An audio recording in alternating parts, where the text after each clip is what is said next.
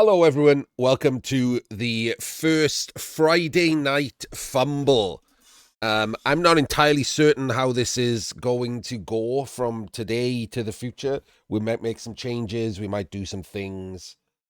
The mummy has yes. So the image you're seeing on the screen will be revised. I am working on the branding for Friday Night Fumbbl. This is going to end up as the thumbnail that you will see at the start of this video. We are currently trying to match the two sides. So I am making larger versions of the Fumbbl sprites, but trying to keep them in sync with what you will see in the game. But I thought it would be fun to just have the logo be huge like this, like have them be massive. And obviously I've kept the wording and stuff the same and my logo and things like that. So you can tell that it's on purpose, right? And I haven't just pixelated the whole thing. We are currently, yeah, I kind of agree with you, Jim. The mummy's looking more blurry than blocky. So I will try to fix that. It has more pixels and are blurred, whereas the Tomb King has larger pixels. So I think that is an issue. We'll work on it, and then you guys on YouTube will see what I come up with. So what are we going to do for Friday Night Fumbbl? So there are two things. One, the main reason to do Friday Night Fumbbl, put these videos up, is to keep track of the Blackbox trophy competition. In my opinion, the best competition in Blood Bowl. And we will keep track of two things in that: who's in the running to win the whole thing, and or to win some of the more heavily contested race runs. I suspect that Old World Alliance, Nurgle, Orcs, etc., Snotlings will be very contested, so it'll be interesting to keep an eye on who gets the point for those.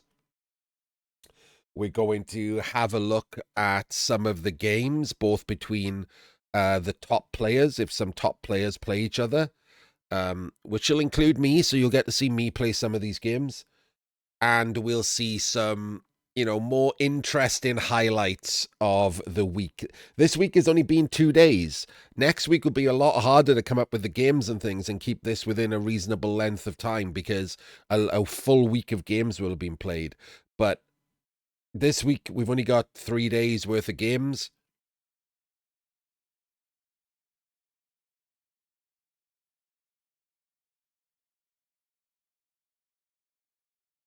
So first up, we're going to have a look at some of the highlights games-wise. I would normally look at the leaderboard, but the problem with looking at the leaderboard this early, when people have only played a few games, is it will inevitably spoil the result of the game for you guys. Because some person might be 4-0-0, and obviously if I play a game with them in, you'll know they won because you saw that they had no losses. So we're going to do the games first. In the future, that probably won't be the case. I'll be able to look at the leaderboard and stuff first, and then pick out some games. So the games that we're picking, like I said, we're going to try and pick some good ones. Have a look at maybe one or two good ones. Maybe even do a full Penguin Academy on one of them. Full game analysis. And we'll skip through a couple of the games that are players who would normally stand a chance of being in the running. So we'll have a look at if something funny happened, if something went wrong for them, that kind of thing. Highlight reels are highlight reels, right? Because of the way Fumbbl works, I can't actually open the games in front of you because there's no way to hide the results. So I'll be doing that in a different window. And obviously I'm doing this on a live stream. This is not edited or anything. I'm going to put the whole like 3-hour run up on YouTube every week. So you can just sit there and listen to what's going on.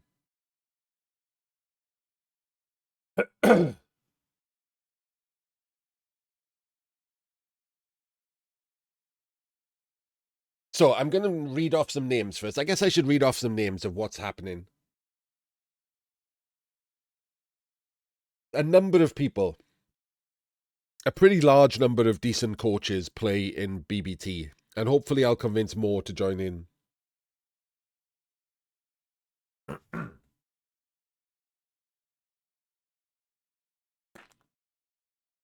Obviously, there's me. I'm not saying that to be a dick. I've already won BBT once, so I've got to be included in the list. We have a stalwart in Malmir who we will show at least one of his games, and probably more over the 4 months that we're going to cover this. We also have a French coach called FX. He's actually called F13, FXIII, and it's F13. But I didn't know this because I'm fairly new to Fumbbl myself, and I started calling him FX. So that's just gonna like stick now. There's nothing I can do about that. I'm gonna call him FX forever.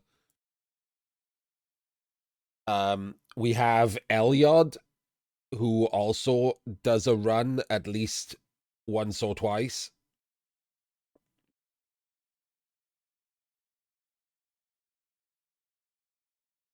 British coach that people might know from streaming Blood Bowl 2 and 3. Well, mostly 2. We have some... Oh, Mike the Machine is also a top-level coach that runs in a Blackbox trophy and at least tries it every season. And then we have a bunch of good coaches. They might not be, 75% coaches.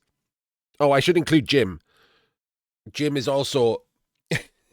Spoiler alert, I'm laughing for a reason. Jim is also trying Blackbox trophy this season. But there's a reason that I forgot to include him in that list. We'll probably find that out during the course of this program. But there are a number of, good coaches, what we would call like, second tier coaches, who will do good runs. And some of them have had good enough runs that they've won the whole thing. A second tier coach is capable of it. They usually need either a run of a lifetime or, a small asterisk next to it. Like last season, a lot of people left. Americans get a boost on Fumbbl. But like that doesn't take away from their achievement. They still had to play the games and win the games. So, and second tier coaches are capable of winning a competition like this. Less than that, probably not. And we have a number of those that we're going to keep an eye on. We're going to keep an eye on Java. We're going to keep an eye on Bazakistine. We're going to keep an eye on Sideshow Bob, J-Leave, and Spinball. You recognize some of these coaches from national NAF teams, by the way. J-Leave and Spinball, both on the American team.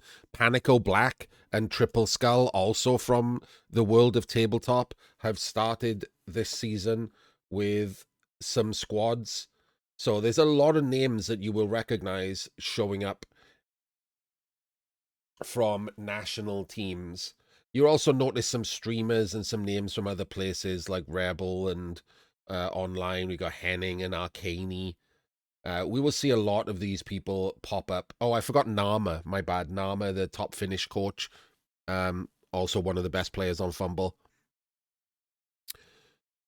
So we will see a bunch of these names pop up again and again. You'll see these names every week. I'm not going to ignore the the coaches that don't usually stand a chance of winning the whole thing, because some of them will stand a chance of winning the race. Like, they might be going for the best Imperial Nobility coach or something. And that is like 50% coaches are perfectly capable of doing that with a good run.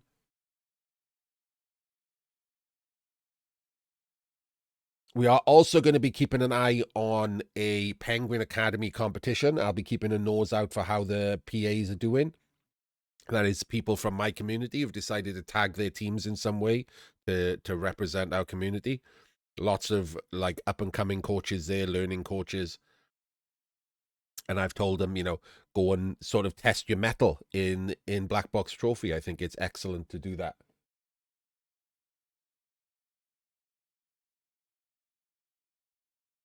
Sorry for the pauses every now and again. My condition doesn't allow me to speak this much this fast.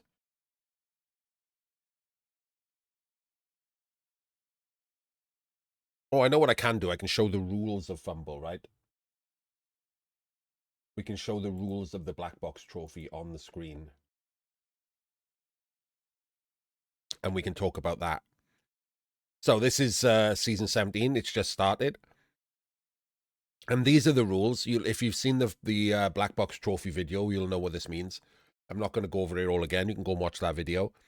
But based on this, a lot of the people who are looking to win the whole thing have less choices because their best squad is going to be either Amazons, Norse, Old World Alliance, High Elves, or Wood Elves from the top. There's quite a lot of choices up here in the top. I could see anyone taking any of those. And in the past, I've done like 13 2-0 runs with Chorfs. But third season is slightly different, right? Chorfs are going to be running into Old World Alliance. They're going to be running into Orcs. They're going to be running into Nurgle. And they're going to be a bit worse off than they were before. But any of those teams do really well. Remember that this is very, very heavily match-made TV-wise. So Norse do well by staying low TV for the entire run and having all block. So they're not as bad as you would think. They're a very good team in this format. So any of those. And then in Tier 2, you're probably looking at Orcs, Undead, Tomb Kings, and Necro. None of the others really hold up, I don't think. And in Tier 3, you're looking at Nurgle, obviously. Almost all people looking for a top run will take Nurgle. But Black Orcs and Chosen are also pretty good. Chosen have a much better start now. You can start with all 4 warriors and a troll, or you can start with 3 warriors and an ogre. Much better start, and all your goats come with thick skull. So Chosen are a much better choice than they were before. And then down at Tier 4, you're looking almost exclusively at Snotlings. If you want the top run, you're looking at Snotlings. They're by far the best team in Tier 4. It's not even close. They're probably a Tier 2 team. Everyone else is a Tier 4 team. But we will see people trying the other ones. Gnomes are probably the worst in this format, I think. Having to pay 30 TV for dodge once they level something. Gnomes are probably the worst in this format. So that being said, I think that the heaviest, because you get 1 bonus point for having the top run in a race, those bonus points are going to be very, very important. So the Nurgle run, the Orc run, the Undead run, the Old World Alliance run, the High Elf run, the Amazon run, those are going to be very heavily contested. So we're going to keep an eye out on any of the top players playing any of those races. And talking of which, we're going to have our first nose at a replay right now. I will say, I will take feedback on this, right? I have said that I leave my setup specifically for myself to play. So I play like this. I play with everything turned off. I play vertically, but it doesn't stream as well as horizontally. So I'm happy in the future to test out horizontally and see if you guys prefer it. This is how I like playing and looking at the screen, because I just think it's a lot better to visualize what's going on.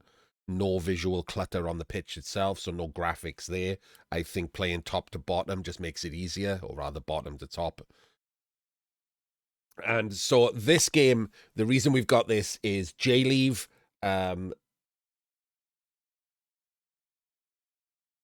is starting his Old World Alliance run, the best team in Blood Bowl right now.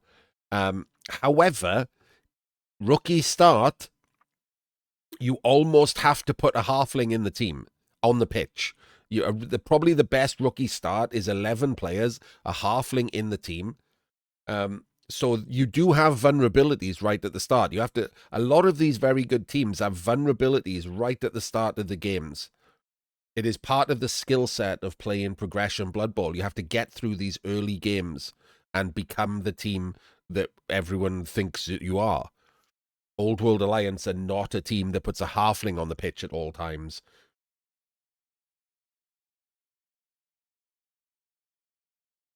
So straight away it changes color. That means that a blizzard has occurred. This blue is a blizzard, so rushes. And remember that Old World Alliance, one of their weaknesses is half their team is slow as hell.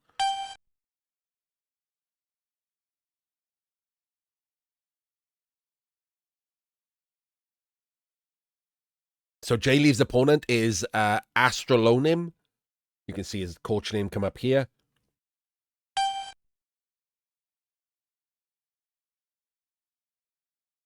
And first off, straight away we have a charge. Oh, I pressed pause. So this here and this here is an okay defensive setup. Obviously, you can just go round, but the High Elves didn't really have any of their fast players over here, and the High Elves have started with a thrower. He's only got a Dragon Prince and 3 loners, so he's just missing, like, everything. It's got no claw. It's a crazy team. Like, it's a half-dead team. And this is in the first couple of days, remember. This happened to him in his first game. Like, this is what can happen. You have to play recovery games. There's no restarts in BBT. So fair play to him. He's piled in. He's playing his recovery game with 3 loners. He's got a wrestle Lino. He's somehow got Linos with skills. He's got a block Lino. He's got a block leader thrower. I'm going to put these on there for you. Oh, null B? What the hell? Why is that saying null B? I don't know what's going on there.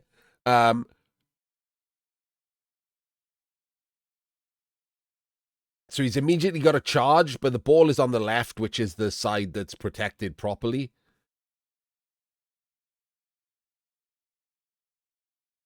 I'll put block on all of these so you can see them easier, in case the sprites are small.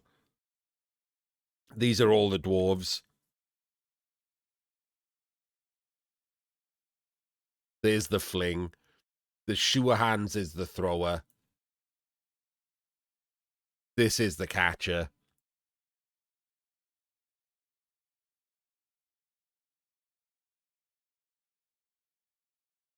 Yeah, maybe.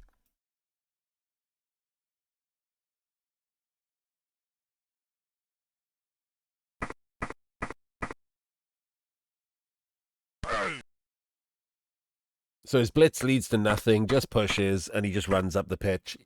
And he does, just to be clear, that was a blizzard rush on a blitz. So, not a great choice from the High Elves.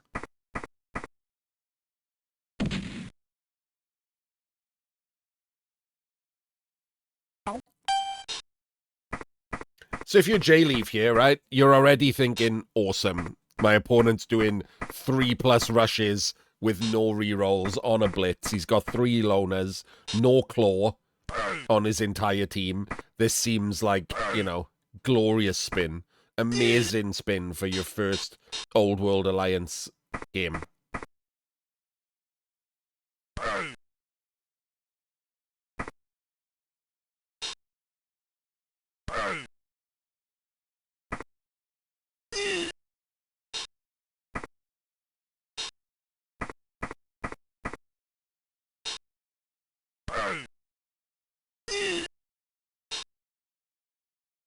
Oh, hell, yeah, you're right. My bad. Thank you, Jim. Already forgotten 3rd season change.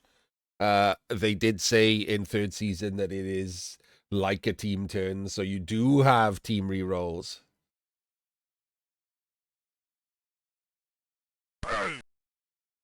On the charge, my bad. I mean, he still shouldn't be doing a blizzard rush on a charge, but you're right. He could have rerolled it. So no damage, not even... Oh, he got a stun there. No damage, just a stun at the end there from the thrower. So not great. Let's be honest, not great.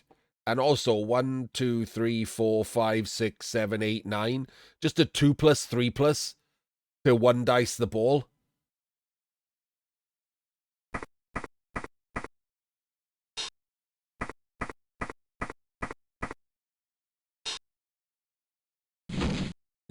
Dodge him with a loner. First action. And that action. And this one. He still has this guy getting surfed if he fails the dodge, which he does fail. And he lonered it. Really? Hang on, what happened there?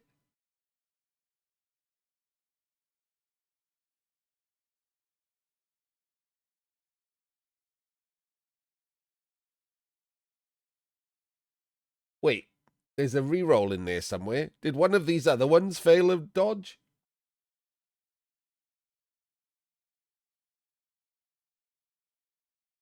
Why does that say reroll when he made the dodge? That's confusing. I don't know what's going on with that log. We'll worry about that later when it's not Friday Night Fumbbl.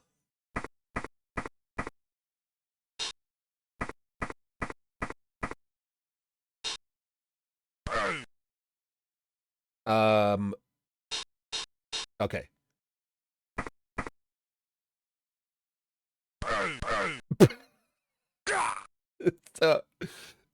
So he does surf his only blitzer, but it does cost him a reroll. He's down to 1 reroll now.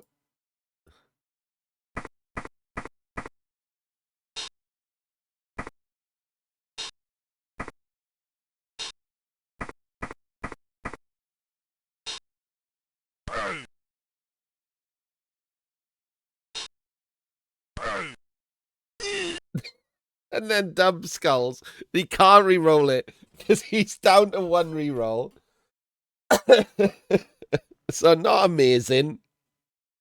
Could get his fling surfed because this can just be blocked out of the way now, and then he can blitz surf the fling.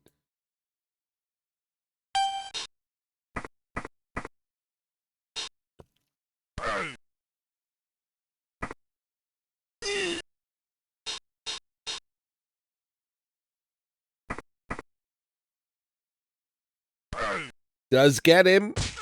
And the fling is MNG'd. So the Old World Alliance already capped at 10.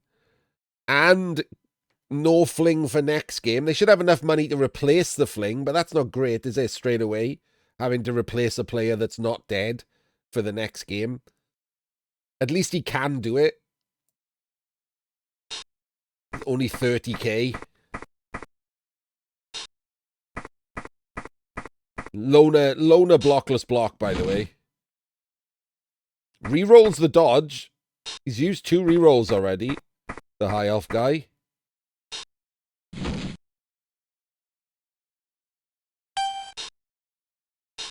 So what can the Old World Alliance do here? I mean, they've got to just continue to punch things, right? They are the bash team in this matchup.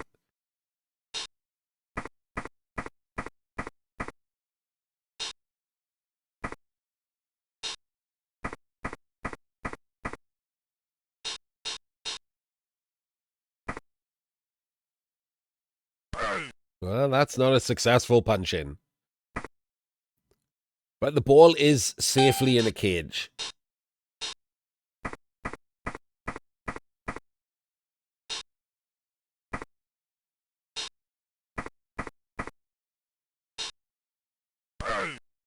Gets the pow.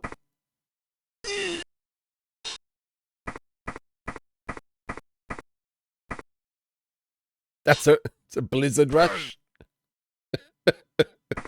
Don't know why.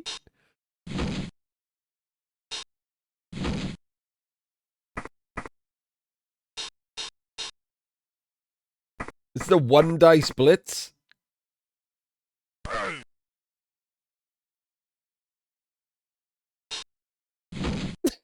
don't know what's happening. Yeah, you might not have noticed it was a blizzard. He does seem to be doing a few too many rushes. I don't know why that was a 1 dice blitz.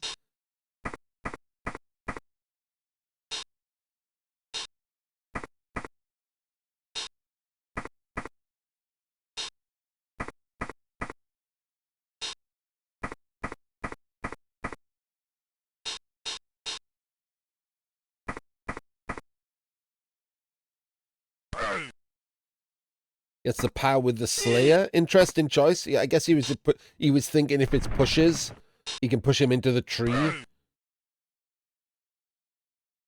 Tree takes root. So this is, again, one of the issues. If you take the tree in your Old World Alliance team, this can happen. It can happen earlier than this. I tend to take the Ogre for that reason.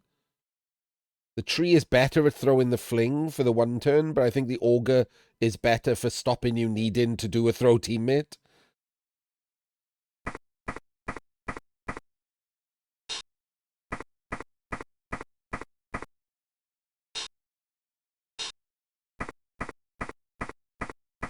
And we're just herp-derping him.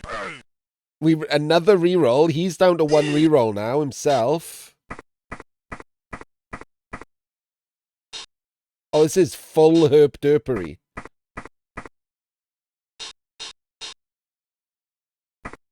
And he's blitzing to base the ball. Gets a pow. No armor break.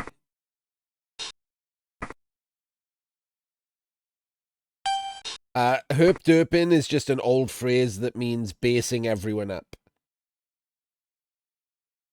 Like when you just mans people. The problem is he hasn't full mans. Look, this guy is not basing anyone. This guy's not basing anyone. This guy's not basing anyone. If you're gonna do this and base a bunch of people up, you either have to bully like with like 2 or 3 on one guy, or you base everyone up and no one has a 2 dice block. The problem he's done here is this is just a free 2 dice block for no reason. It doesn't like do anything. This is an easy clear with just a blitz and you move the ball to the right.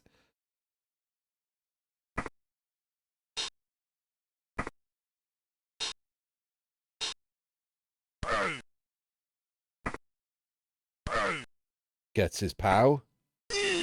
And breaks armor. So that's one of the High Elves block gone.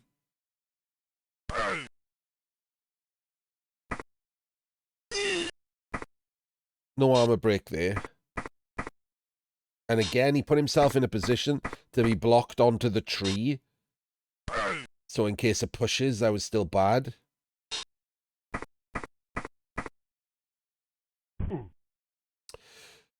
There is a bribe in play, so he does the foul.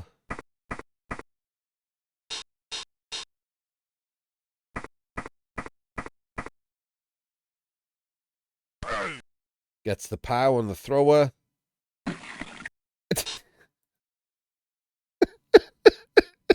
He's dead. That toilet flushing noise you just heard.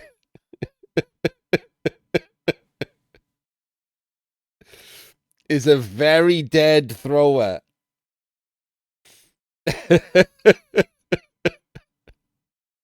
Which, again, might I remind you, no restarts. This is one of the, like, I think it's one of the features. Don't get me wrong, I think a Blackbox trophy with resurrection teams would also hit really hard.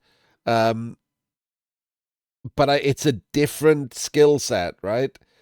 It doesn't require any recovery games. It doesn't require any trying to score on the right players.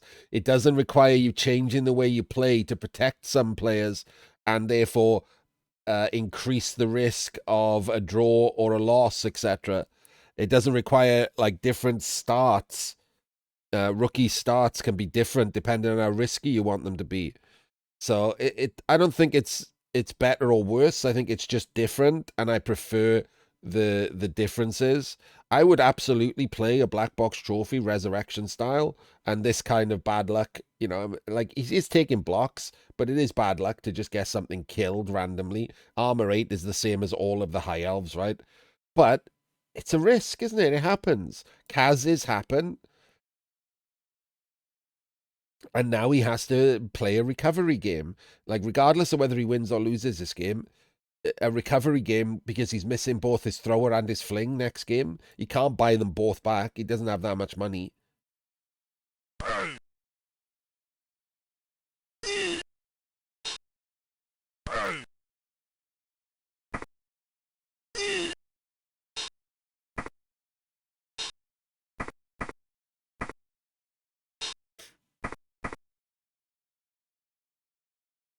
And all of a sudden, thanks to a couple of lucky removals, even though the High Elves have had their only good player removed, Old World Alliance are looking a bit ropey.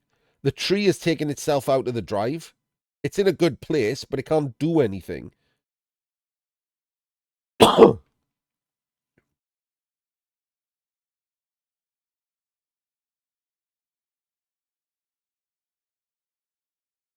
So some of the slower players are tagged off and they're behind the ball, so it's hard for them to get forward. And they haven't done any removals. Like the only guy they removed was the one that they surfed. So this can just happen, right?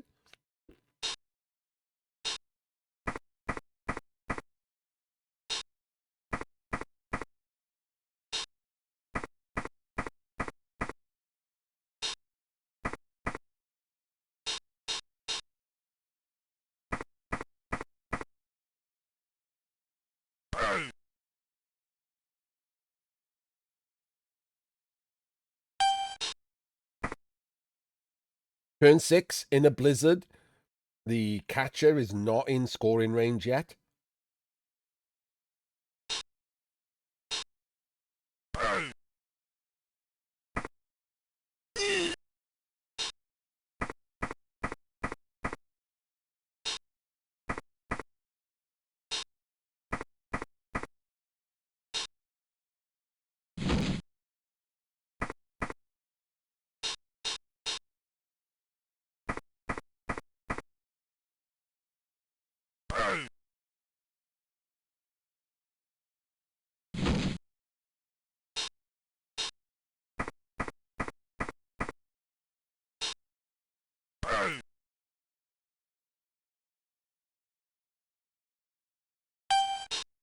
And now, like I said, the Old World Alliance find themselves in trouble.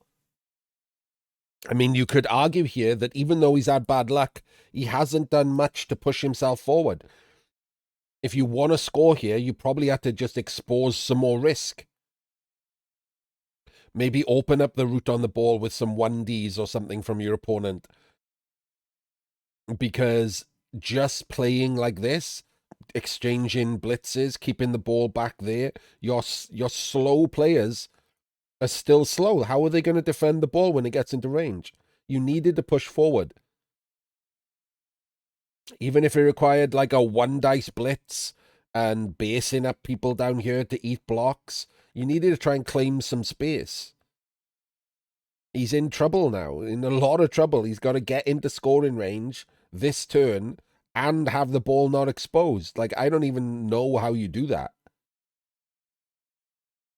It's a blizzard, remember, so scoring range is 12, 11, 10, 9, 8. It's this line.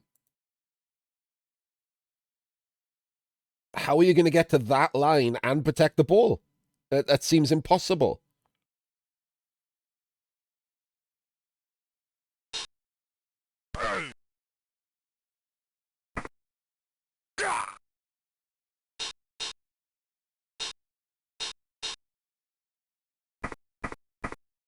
Gets a removal.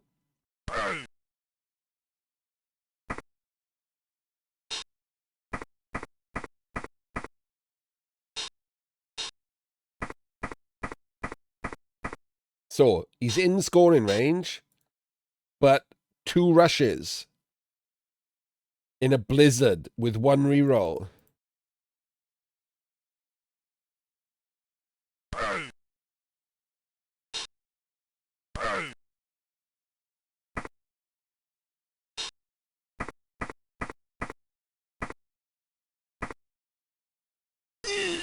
And he fails the rush to get in front. I think he probably would have been better off just staying there. Can't get 2 dice on the ball then. Yeah, he can get 1 dice, but this is now a 2 dice on the ball situation.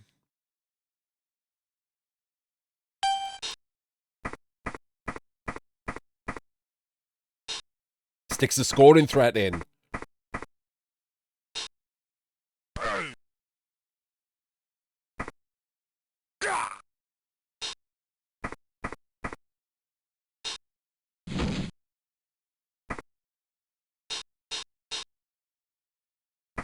Oh no, this is a rush blitz, isn't it?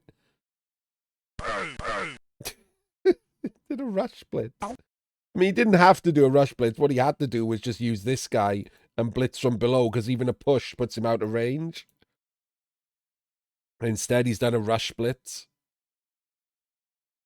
But he's sacked the ball, so there is that.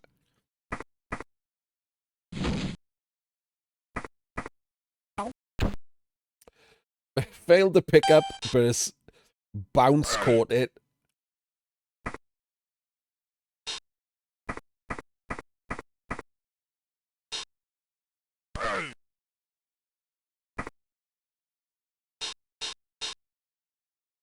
So I think this is a mistake.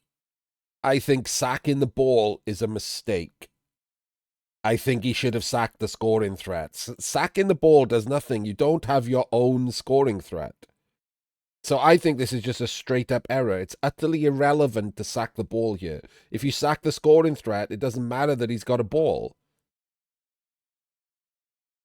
But if you sack the ball here, he can still score. So I think this is just a straight-up error in judgment.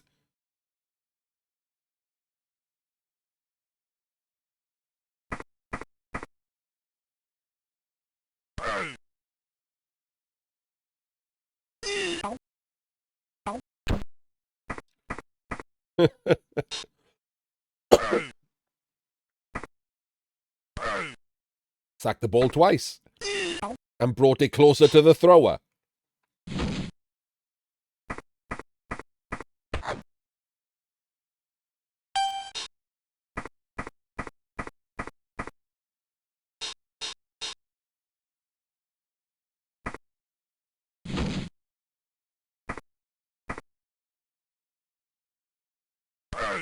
Full pow.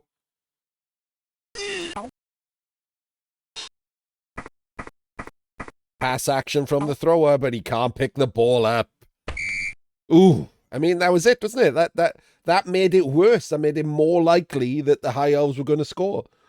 If you just sacked the guy who could score, you don't care about anything after that. And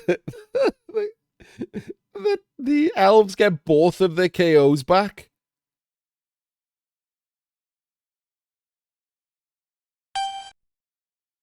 Which means it's 11v9. 11v9. High Elves into Old World. Not just High Elves, clawless High Elves. Totally clawless, toothless High Elves.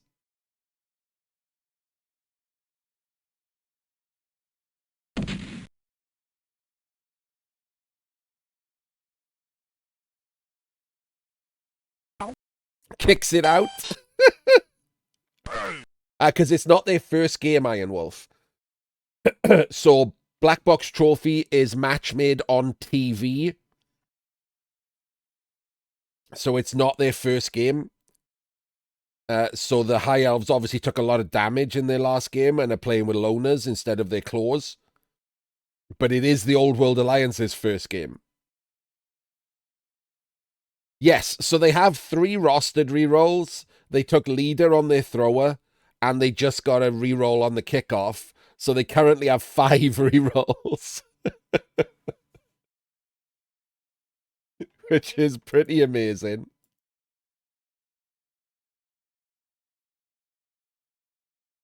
Yes, both of his White Lions are out. He's got 3 loners, so he might also have started play with both Dragon Princes, and one of them is out too. I don't know.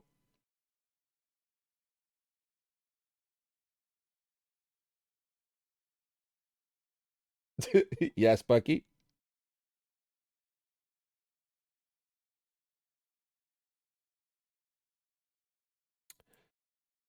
I mean, I'll be honest with you, I would have sacked him.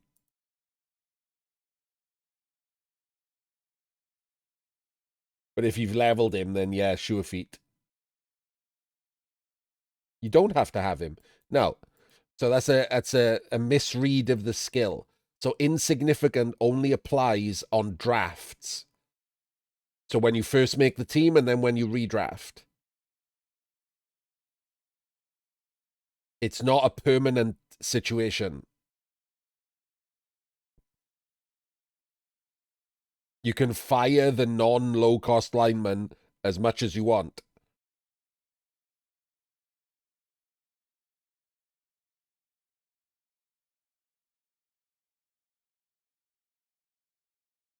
Because it makes sense, right? It has to be that. That's the problem with the skill. It has to be that, because otherwise there are going to be games you won't be able to play because those guys die.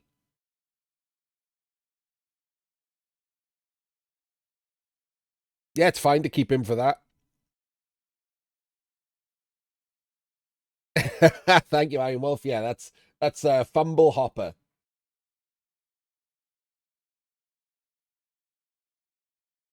I might pixelate him a bit more or something. We'll see. We'll see what he looks like. At the moment, I like him.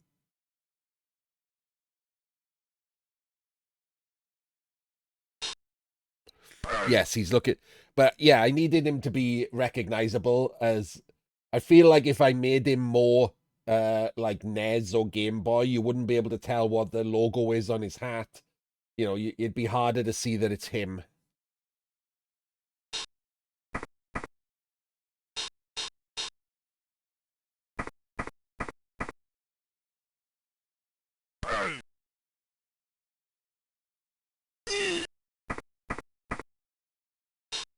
I mean, he's thrown his Dragon Prince up into scoring range immediately.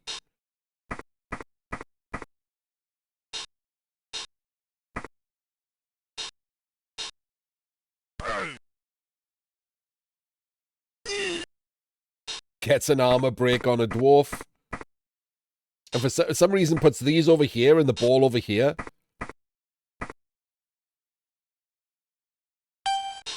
Leaves a guy on the tree.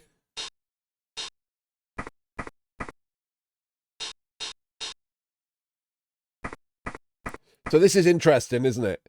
This is one of those things that is a decision. So the reason he's doing this, he's blitzing without block, but it's because if he rolls pushes, he gets a follow-up block that's with block. But the problem is it makes the first block riskier. He's only got 2 rerolls. If this is a 1 in 9, he has to eat it. He can't burn a reroll on turn 1 of the second half when it's 0-0. So if he eats it, not only does he take an armor roll, but he's given up a block on his own catcher with a block piece. And the catcher's not blocked yet. This is their first game. So this is a risk I don't think I would bother to take for the extra block. I think I would just blitz with block.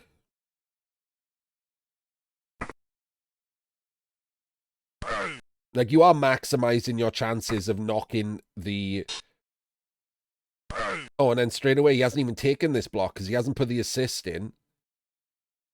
He's taken a blockless loner block. Little strange, not going to lie.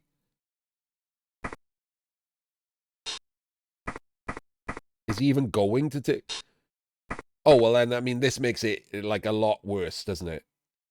Like, this is just silly. He shouldn't have done that at all. Obviously, this guy should have done the blitz, and then this guy should have been over here backing these guys up.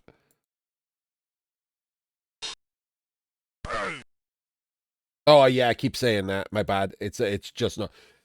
So here's the thing, right? Technically, that is correct. You're absolutely right. I shouldn't call it a loner block anymore. But the problem is you, again, are not going to re-roll it, just like you weren't going to re-roll this.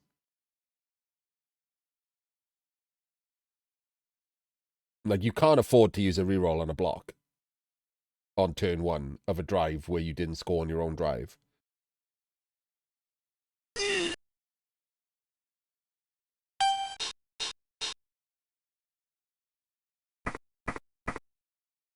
I'll get that right, by the way. Everyone absolutely feel 100% free to correct me. I know that, like, that's encouraged in my stream anyway, but I am going to get things wrong with third season until I get used to it, right? These are the first games this week that I've ever played in third season. I've already made mistakes in my own games. I forgot that the stalling roll happens immediately, not at the end of the turn, and got rocked before moving other players. What else did I do? even just misremembering the teams, like, because I've been playing regular High Elves in second season, and now this team, these guys are the movement 8, and the guys with their hands up like catchers are the movement 7, and I kept getting that wrong and doing an accidental rush. So I'm gonna just like everyone else playing this, I'm gonna have to get used to the third season rules. I'm gonna make more mistakes than I would normally make. So I absolutely encourage people to correct me because it'll help me get it right quicker. Yeah, forgetting that secure the ball exists. Absolutely. I think there was a time I played in the game where I probably should have secured the ball and I didn't. I think the ball was on the sideline and I didn't secure the ball.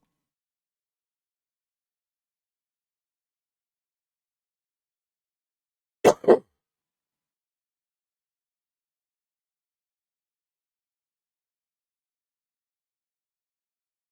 me a second.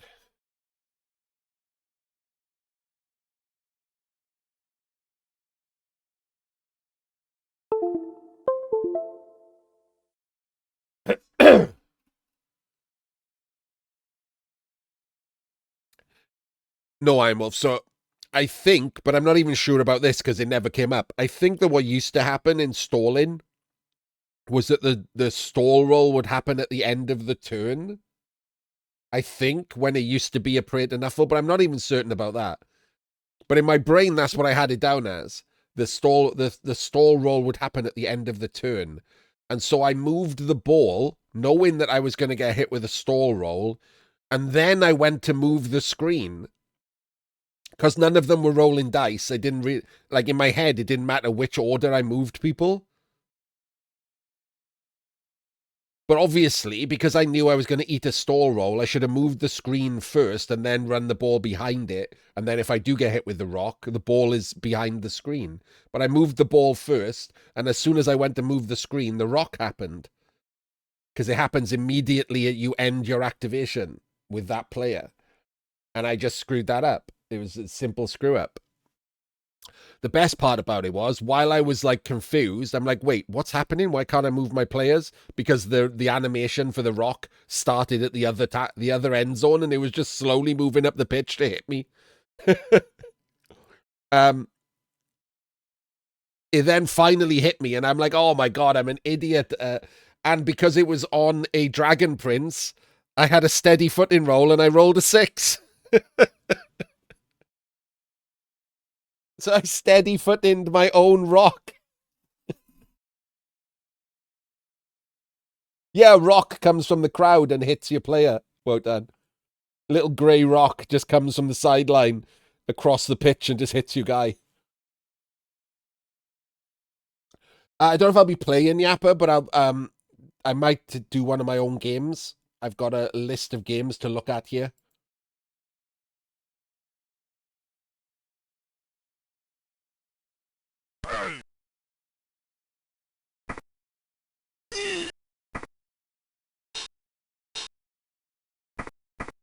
He's hitting the tree. Just pushes.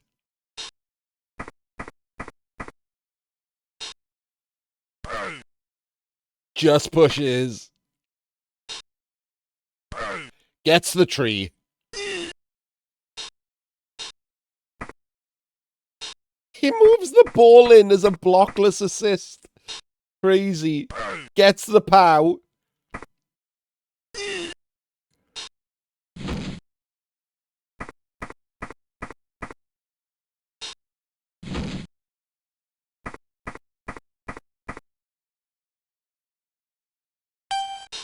Yeah, I mean, so this is not very good play from the High Elves, obviously.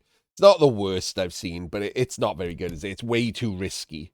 The turn ordering is bad. Things are not happening in the right order, and there's way too much risk.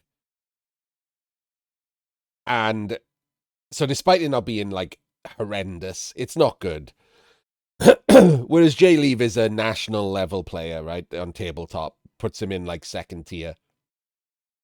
And so he will recognize that. And I absolutely know how hard it is. Like, for anyone, right? Zen monks, it's really hard to sit there when you know that your opponent is doing stuff wrong and they're just surviving. by just not rolling the bad dice.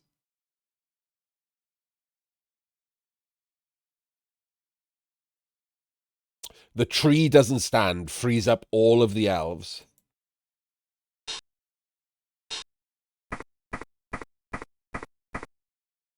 It's hard to stay focused when this happens to you. Especially at the start of a run on something like BBT with no restarts. It's really hard to stay focused. Some players are better at it than others.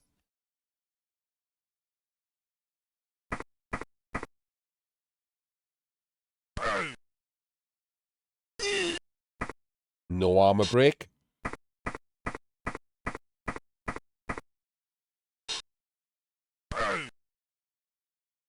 No pow.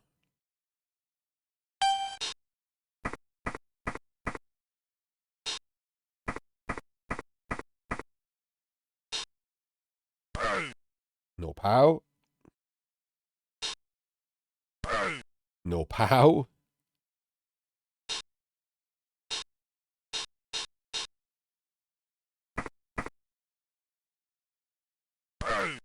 There's the pow he's looking for.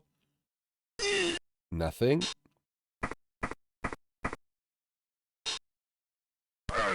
Gets the pow there too. Loner block.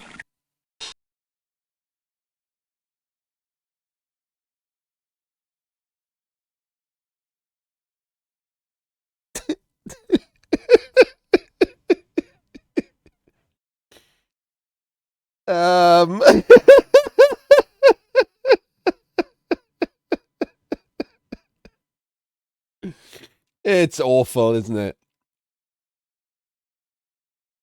And now you have to decide whether or not you're even going to continue playing the Old World Alliance. This is just something that happens. It's part of why we're watching it. It's part of the thing, isn't it? It's part of the downside of progression. There's nothing you can do about it. This is just the downside of progression.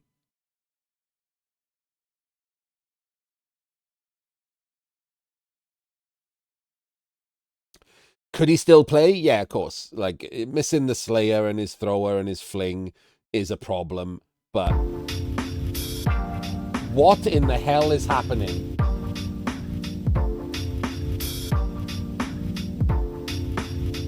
What the hell was that? Someone bloody raided me, didn't they, in the background?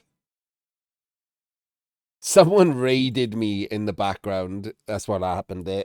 I must have been I must have had a tab open in someone's Blood Bowl stream.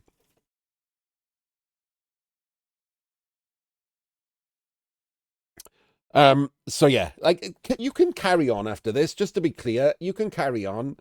You are perfectly capable of winning the next game, getting some money, starting to rebuild. But your team just won't be the same now for like 4 or 5 games. That's the problem. You don't have a good start, so you really have to hope that your next few spins are just lucky. That's it. But this is a horrible setback. And as it's Old World Alliance, you know that this is Jay Leave's prime team, right? Everyone will have made a prime team, a prime squad of 4 teams, and then they will have made a secondary and a tertiary, and then 2 squads where they just want to play like 1 team out of it or something. But everyone will have a prime team, and Old World Alliance are almost certainly going to be on his prime team. So this is a horrible setback to both his team and his squad.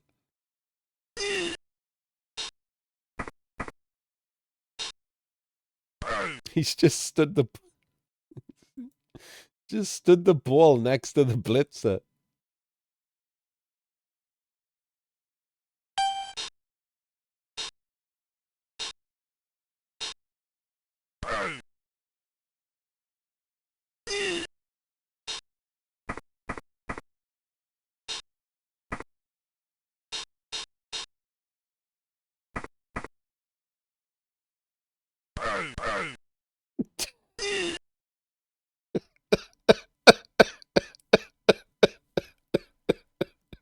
Okay.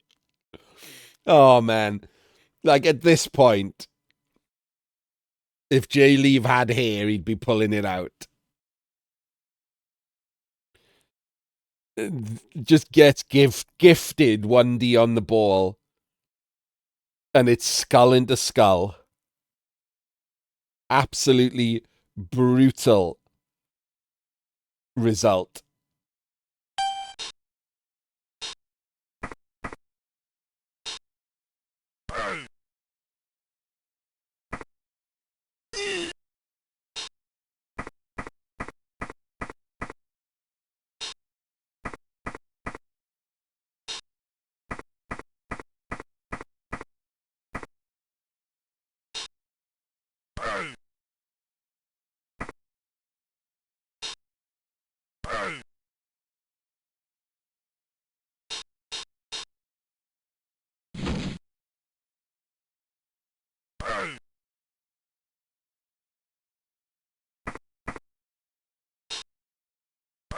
Just taking more blocks.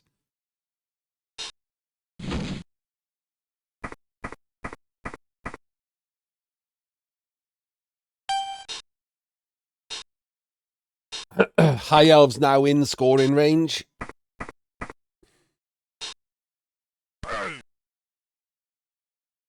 Old World Alliance just watching. Can't roll a POW even.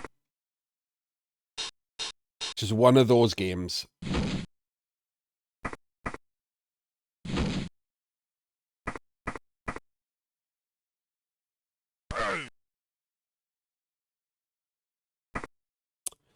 So there's something that people are going to have to get used to. Right there.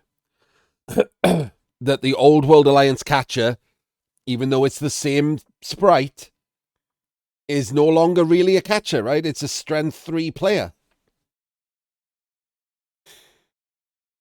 If you give it block, it's a war dancer. Like, it's essentially like a secondary blitzer. And people just forget.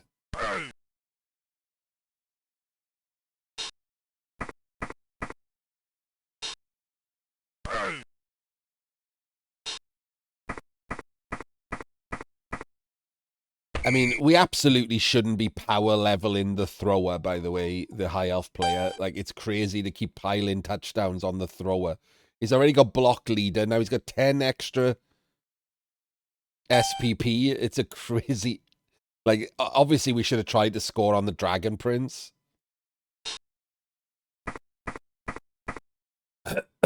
And the high elves get another charge, which is wild. Like, it's a horrendous game for poor old Jay Leave.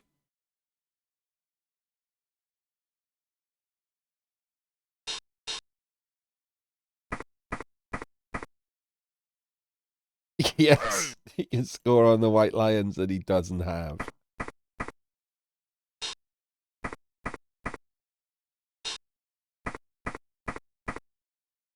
And look, these should double base, right? Single base in useless. Goes in the crowd. Gives it to the blitzer. Can't roll a POW. Can't roll a POW. Awful, awful dice. The tree decides to roll all the POWs.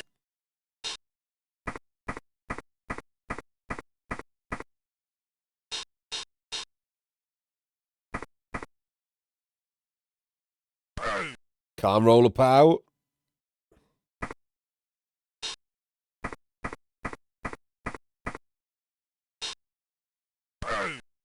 Can't roll a POW. Incredible. Actively incredible.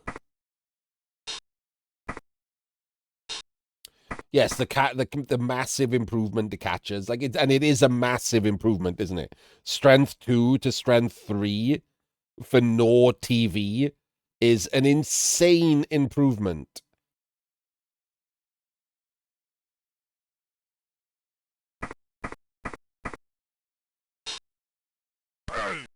Full POW on the catcher. He could two dice him. He could two dice him right here.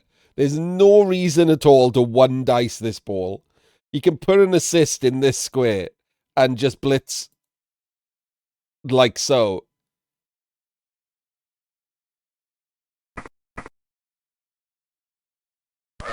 Full pow.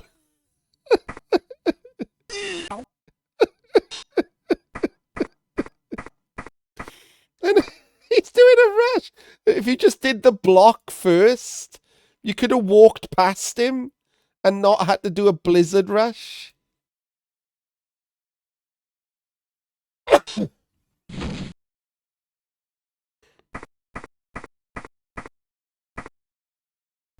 Blizzard rushes. Picks the ball up. It, like, doesn't move this player. Jay leaves tree, immediately decides to go away. Oh my days, he one dice powed him and then he steady footed.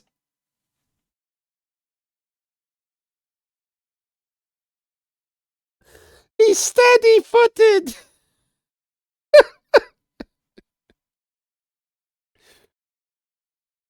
And because of the pow, J-Leave didn't follow.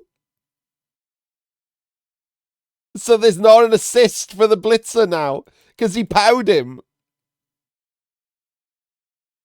And then he didn't follow, but now the power's gone away because of steady footing. It's crazy, the stuff you have to remember. All of these small changes can matter in every game.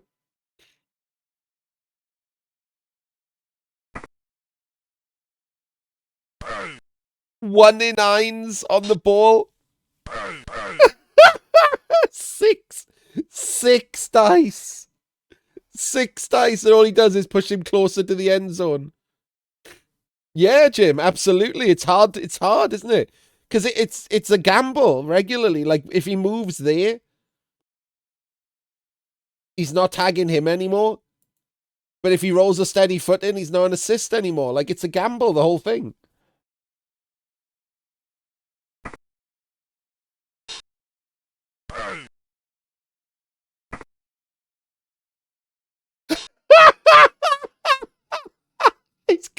He's countered both one dice pows with back-to-back steady footings. He's steady footing twice.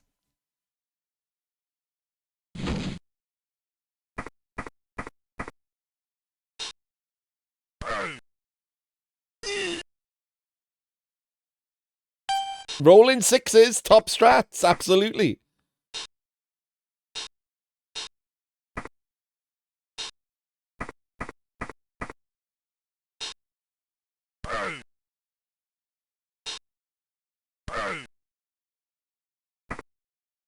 He's not, like, he's doing the same thing again. He's not blitzing and dodging away or anything to try and score on the Dragon Prince. It looks like he wants to score on the Phoenix Warrior again.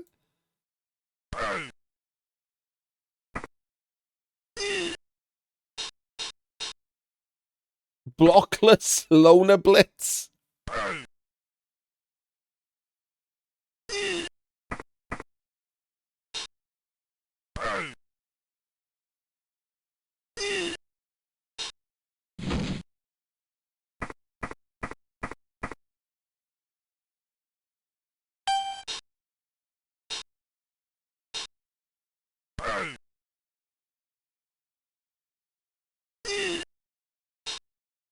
Finally, it's not.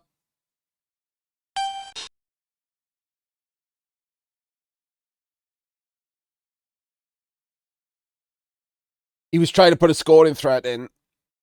And I don't hate that, right? Because losing 2-0 in Blackbox Trophy doesn't matter. Losing 2-0, losing 3-0, losing 5-0 doesn't matter. All that matters in Blackbox Trophy is that you lost. So he was maximizing his chances of not losing by trying to get a scoring threat. So I don't hate that. That's fine. He doesn't care if the opponent scores twice. He just cares if he can somehow score himself and get a draw. Again, slightly different strats to other progression formats and non-progression formats. It's important to care about win, draw, loss.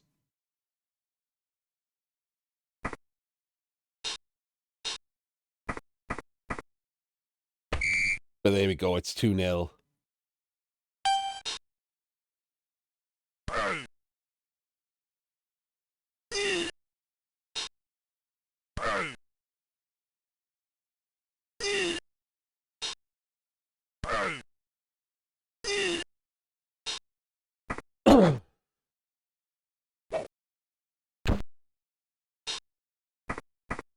Gets an SPP on his blitzer.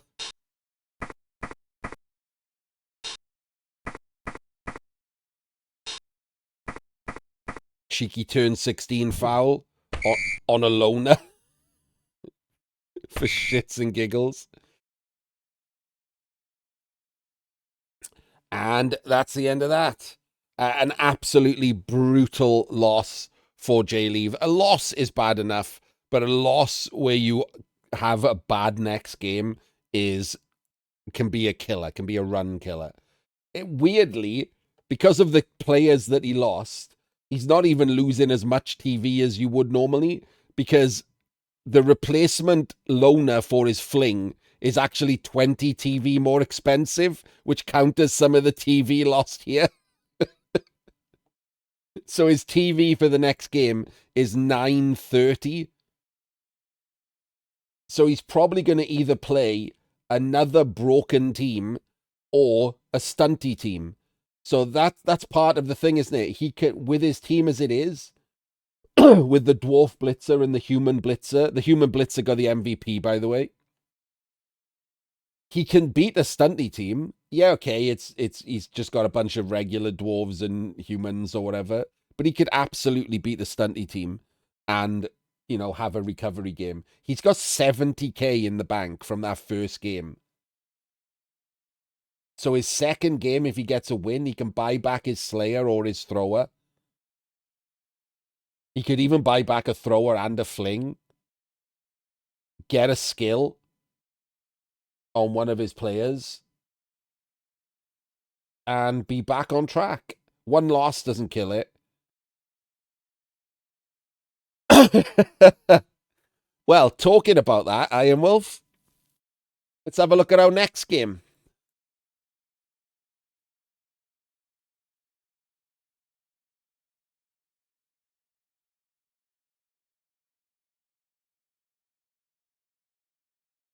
We do, yes.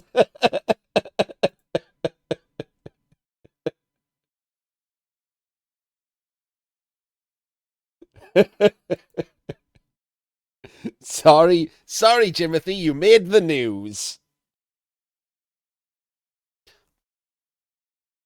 Much like in real life, that's really a good thing.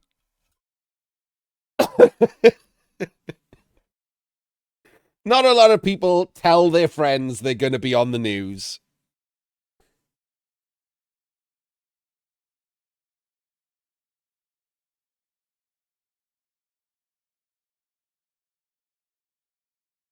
So next up, we have Mr. Jimmy Fantastic.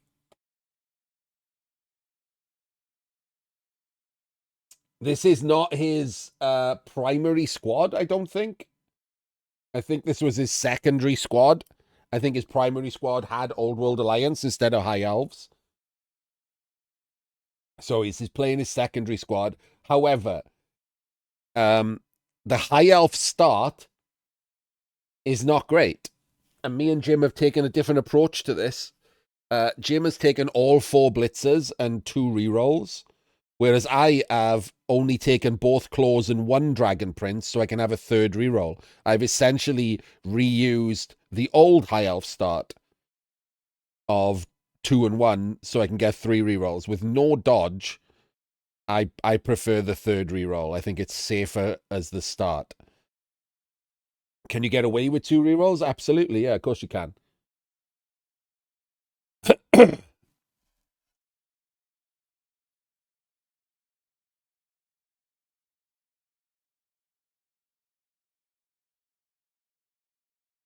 And he has spun into a Black Orc team.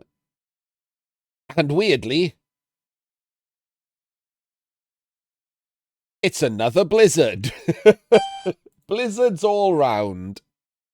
I know what's going on in Fumbbl on opening day, but apparently it snowed everywhere. And as you can see, a very different looking High Elf team. We have both Lion Warriors here with their Claw Wrestle. I'll put the B on the Dragon Princes. Oh, it's done it again, look. I don't know what that null is. Can someone, like, bug report that, please? So we got the Dragon Princes, both Dragon Princes and both Lion Warriors. But it does mean only 2 rerolls, and neither of our teams start with an Apo. So when faced with all of this strength and a bench for fouling, with the bribery and corruption, it's not the best spin, in my opinion. However, firstly, Black Orcs are slow. And secondly, they have the Lizard Man problem that if the claws do get a removal of the strength 4, they get very, very bad very, very quickly. Every strength 4 removed is replaced by a goblin, so...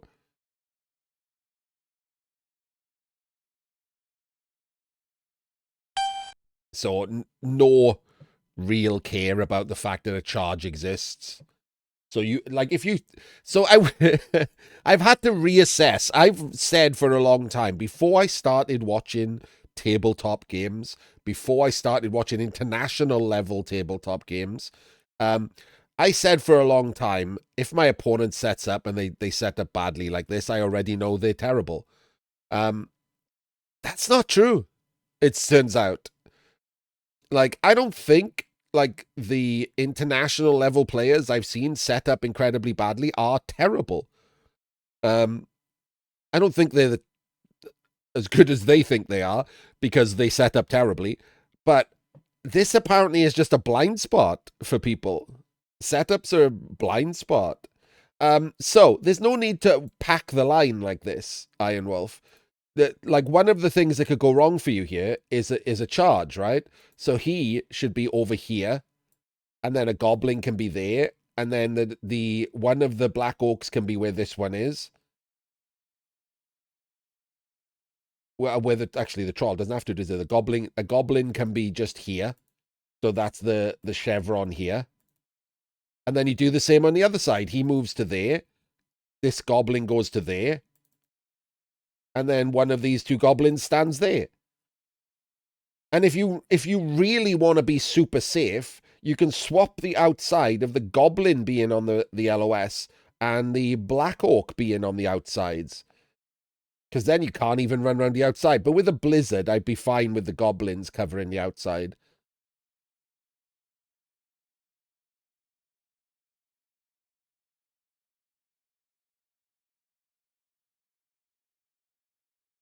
And there it is. There's a charge.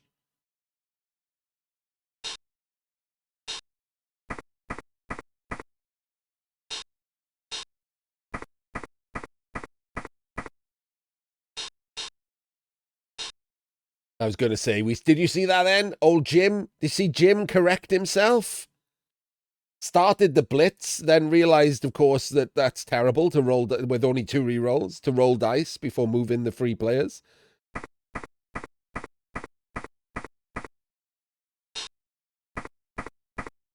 If it wasn't a blizzard, because you can now use rerolls on the charge, you might have seen Jim do the double rush.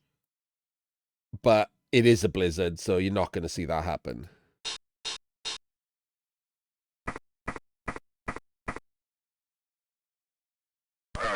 And he gets a 1 in 9 with the wrestle. Weirdly, this... So, Jim is not going to like this. This is an actual, to me, an actual decision to be made every time. Whether you want to maximize the chance of a knockdown or maximize the chance of a removal. I think him normally, in this case, I would definitely have blitzed with the claw. But in other cases, what you want to sometimes maximize is the chance that your player can carry on moving. And if you wrestle, he can't. So sometimes that'll come into play. And Mr. Fantastic, yeah, see, this is what I mean. Like, loves the claw aspect of High Elves as more than anything else. But I would have blitzed with claw here as well. But it might not always be the case that we agree on whether you should blitz with claw or not. We'll see. I've got no idea if I disagree with any of them in this. No, I don't think I would ever re-roll. I don't think I would ever. I am so scared of Blizzard rushes that I just wouldn't do them. The Blizzard is what stopped me doing them, not the re-rolls. If it wasn't a Blizzard, even with 2 re-rolls, I would still take those 2 rushes.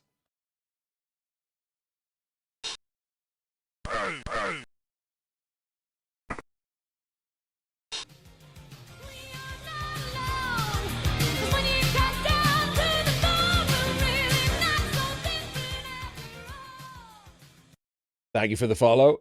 Oh, no, I wouldn't. I would absolutely not re-roll the claw hit. No, definitely not. Way too greedy. So, the Black Orc guy is immediately overblocking. He should have freed up this Black Orc to come back, not to take another block. He's immediately overblocking.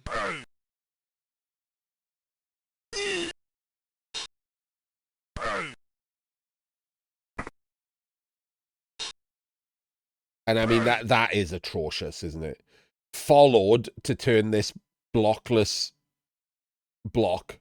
Again, I almost said loner, but he's not a loner anymore. This blockless block. 3 dice. Because you don't really want to re-roll again. He's got a mascot and 2 re-rolls himself.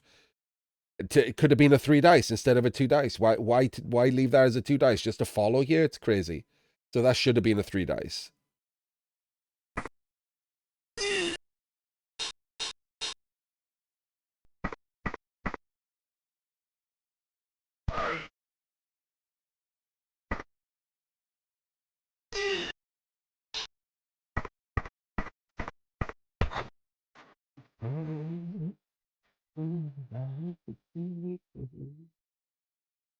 Evening Art, how's it going?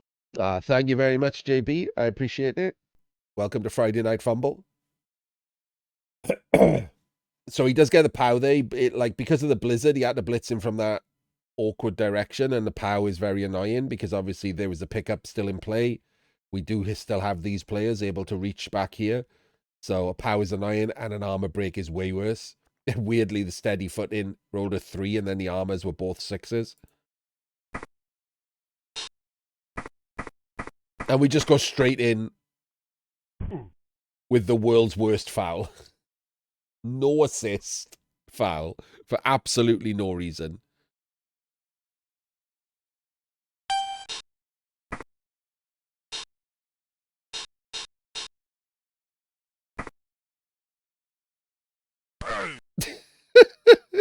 And again, there's nothing wrong with that blitz.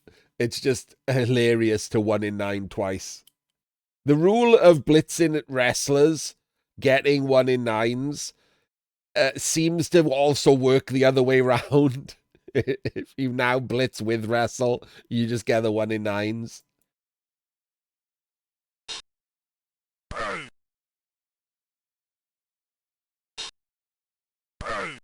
Another 1 in 9. This one does knock him down, but it's still pretty funny.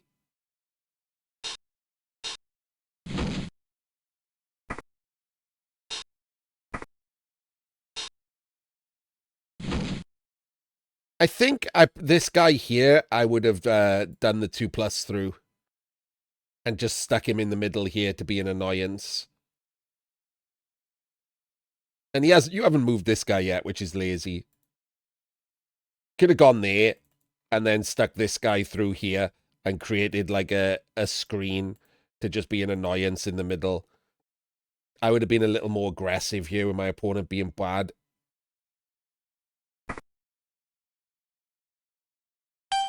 Just stayed there. Maybe he just didn't notice that he was he was just there.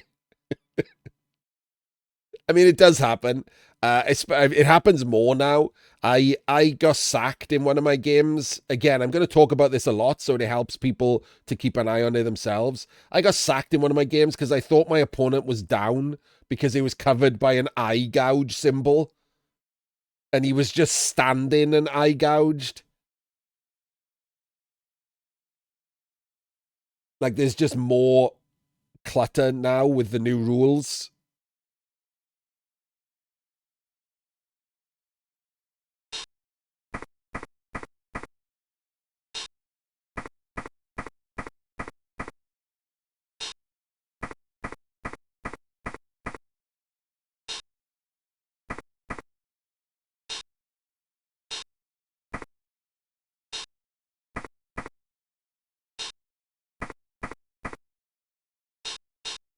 Well, okay. I mean, this is a very, very unsafe football, right? No, it's just something you have to get used to. It's the same as the big eye when you hypnogaze someone, Odd. That also causes a visual disconnect with the white line showing that they're down. As soon as something covers part of the white line, there's like a visual disconnect that you can just easily mistake them for being down because there's just something on the sprite. You just get used to it. Like, I haven't made the mistake with Hypnogaze in a long time. You just get used to it. I'm just not used to the new rock one.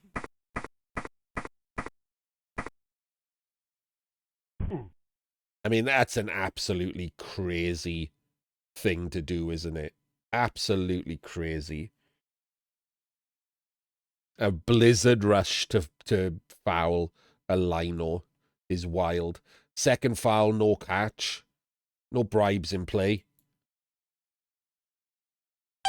So I was a little surprised here, by the way, that Jim didn't try the one dice. Like, spoiler alert, he doesn't do this. This is a one dice block with block, and if you happen to get the 4+, you can sack the ball with the wrestler.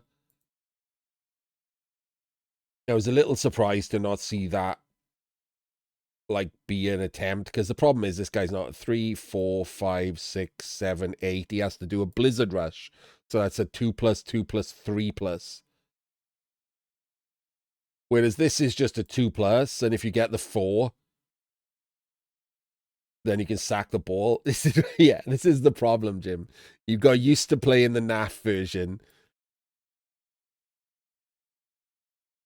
where your team can afford to make such decisions. But you're currently playing dodgeless, rerollless, apoless high elves.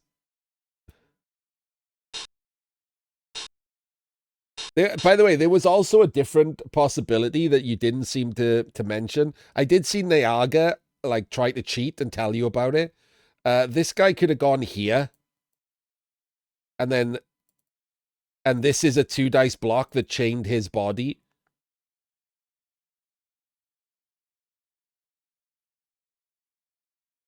Onto the ball. And then this could have gone and been an assist and not had to do the blizzard rush. And then you could blitz with the guy off the ground.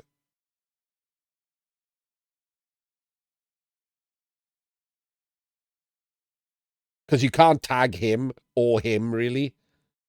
So he needs to come up and just be an assist. It's a blockless block and then 2 2s. But no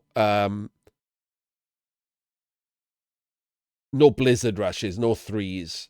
And this is a 2+ that also could have led to a sack on the ball. So multiple choices for the sack on the ball. I would probably have done this 2+ first and seen what happened. And then if it didn't work, if I didn't get a POW, I would probably have done this. And then done the 2s here. And tried to sack with the lino.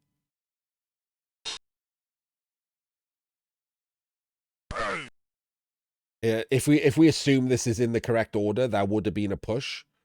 So That's okay. But once again, the claw doesn't get a POW. And it is one of the weaknesses of the high elves that the claw is on a wrestle. Like, if it was on a block, that would have been a POW. But obviously that would make them too strong. So that is one of the weaknesses. Taking 55s all the time instead of 75s can lead to worse strings of dice.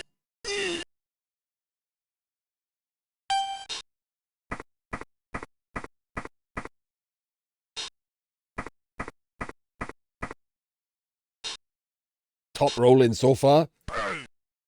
5 blocks, 3 1-in-9s, perfectly standard dice.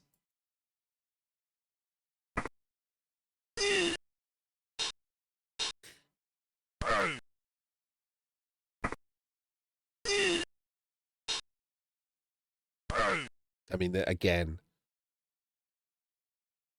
Troll doesn't have Brawler. It doesn't have Loner, so you have to keep remembering that it's not as bad as it used to be to hit with the big guy. But he doesn't have Brawler. So I don't know why we're doing him first.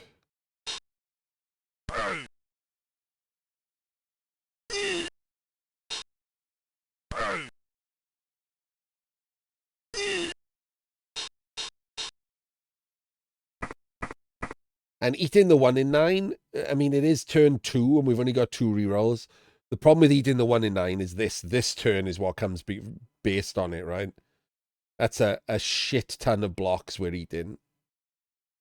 I mean, I'm not saying I wouldn't have eaten it, but the consideration is pretty bad. Steady footing. Gotta love a steady footing. We need some kind of like emote for chat for steady footing procking, don't we?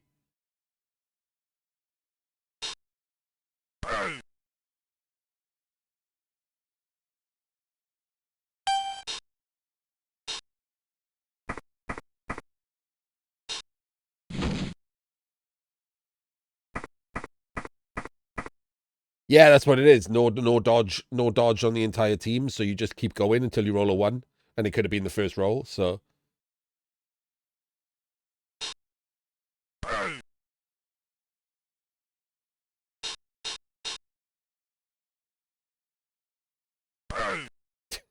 still no POW, and it's 4 blocks from Claw and 0 POWs.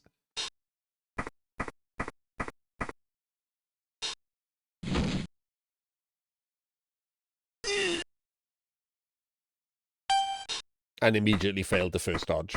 But this goblin is flying up the pitch. Like, this is a wild charge up the pitch from the Black Orcs, let's be honest. Absolutely crazy charge up the pitch. So it's keeping a reroll might actually be fine.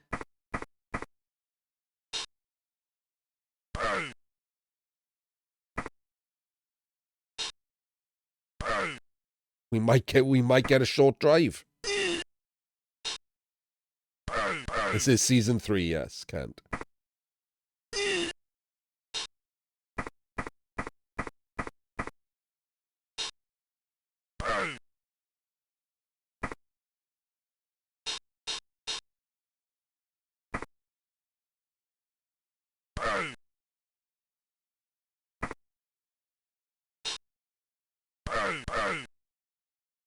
Brawled.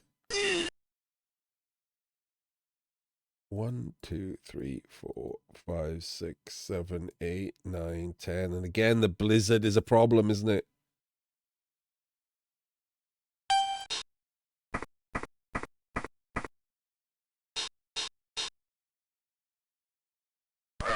Hey, rolled a POW. So, because we've only got 1 reroll and there's a blizzard, we've decided to do a safer version of this turn, which I don't disagree with.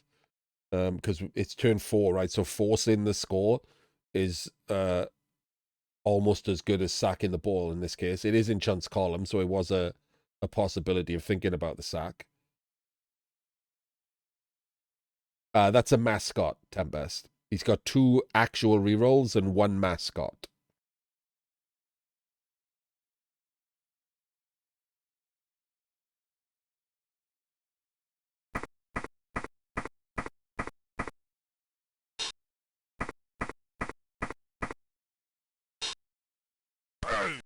I thought this was an odd guy to block.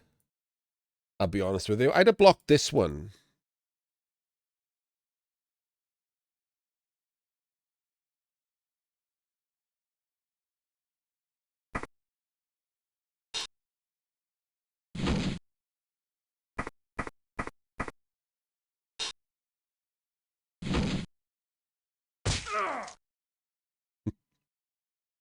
And again, it's incredibly unlucky for this to happen.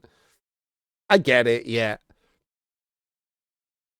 Like, but in that case, do you dodge just to take the 2 dice block? Or do you just keep them? Because this is just a blockless block on an armor 10 plus piece. Do you just keep them? Do you just keep him rather untouched and just leave him on the ground? He's not going to foul because all of his goblins are over there. You're not going to re-roll the dodge. So I think the problem here is what Jim just said, that he's already stopped caring this game. And I would not have made this dodge. I would not have made any dodge with anyone who's lying down when it looks like we can force the score. I might have dodged one of these guys first than anyone else on the ground just to screen off the Black Orcs from going to help to try and cut off the stall. But the guy over here is doing nothing, so I probably would just left him on the ground. It's easy to say that now, but...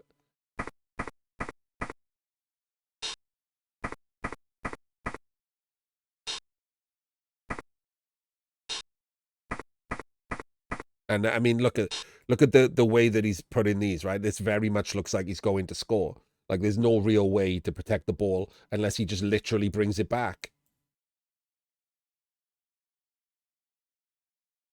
Yeah, like he's walked up. You're not forcing him to roll any dice, and it's turn 5 for him. So what is that? A 5? It's a 33% chance of a stall rock. Is that how it works? It's equal to the turn or better, right? Yeah. So it's 33% chance of getting rocked. So he's almost certainly just going to score here.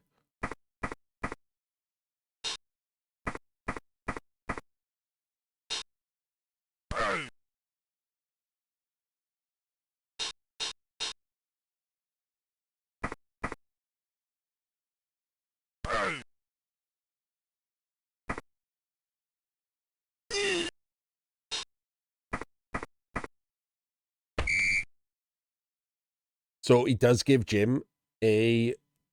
Wait, 5, 6, it's 4 turn to score?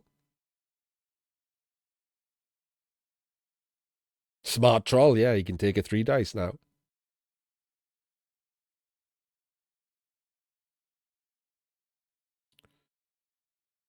So again, I am going to critique the game because, you know, that's what it's for. But, you know, 5 sentences ago, Jim said he didn't care already. And I watched some of the stream, and that is about correct, yeah. So I wouldn't set these guys up on the LOS just in case of a solid defense. I'd want at least some players untagged.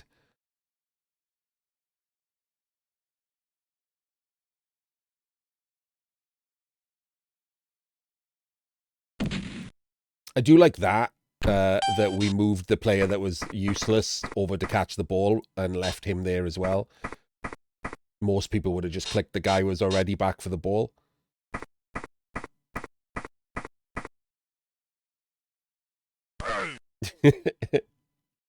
So that might look weird, but that was a misclick. Jim just accidentally clicked the wrong square to blitz from, and the you know, fumble pathed him to it.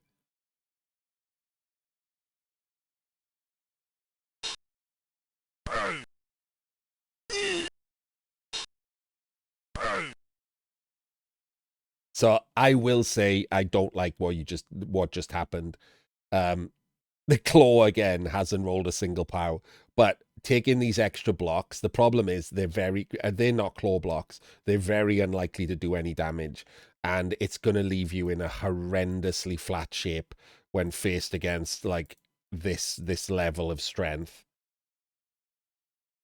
So I would have just pushed him off and moved these other players around.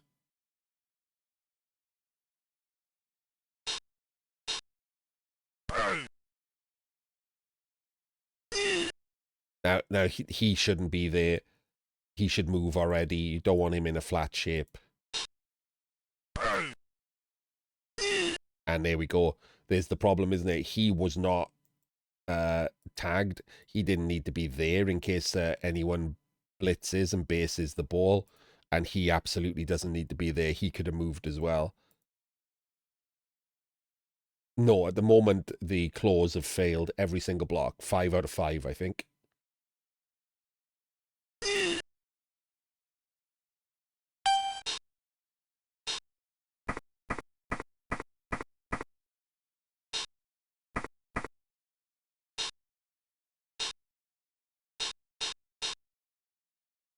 And the Black Orc is just going to continue to make these bad turn ordering decisions. He's blitzing without block with the 2 dice. He hasn't moved any of these 5 players at all, which is obviously incorrect. Bad turn ordering.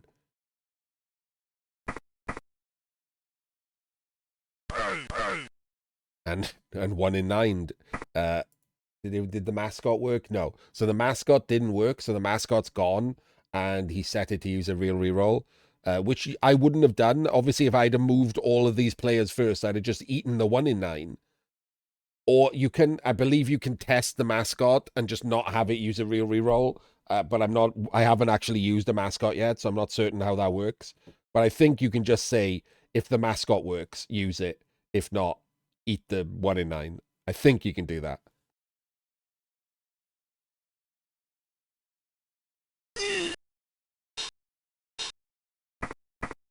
Okay, perfect. And that's, to me, that's what he should have done, right? He should have moved all these players first, taken the blitz, saw the 1 in 9, and just tested the mascot.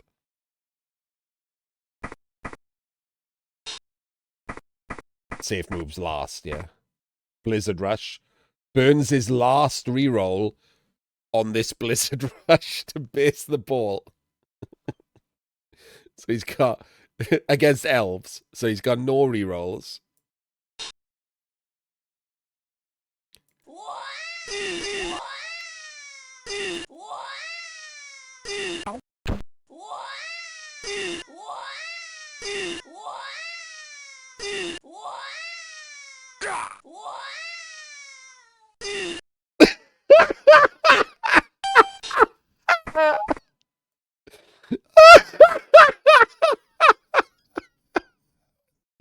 That was fucking amazing.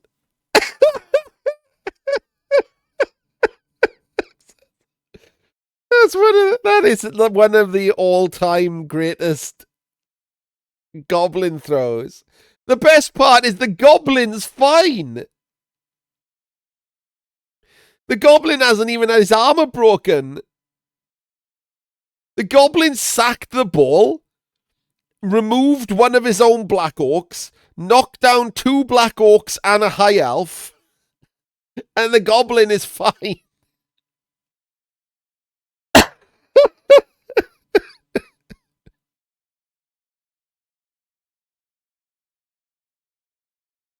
Oh my days. Oh, on top of the ball sack, right? He only knocked down 1 after the ball sack. Or did he knock down 2 as well? I'm going to rewind there and have a look because it's great.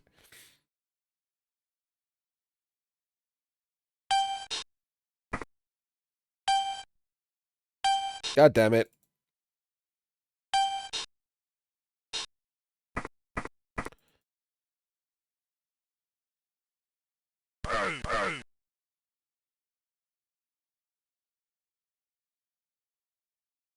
Here we go. Hang on, can I make this? I'll make it slower.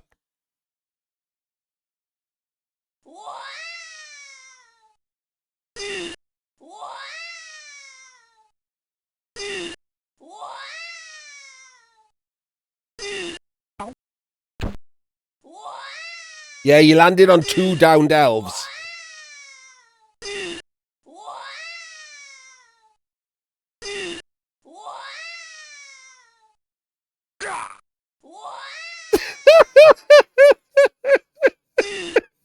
He just comes back to where he started. It's amazing. He landed on 4 high elves, 3 Black Orcs and then back where he started. Stunned a High Elf, removed a Black Orc.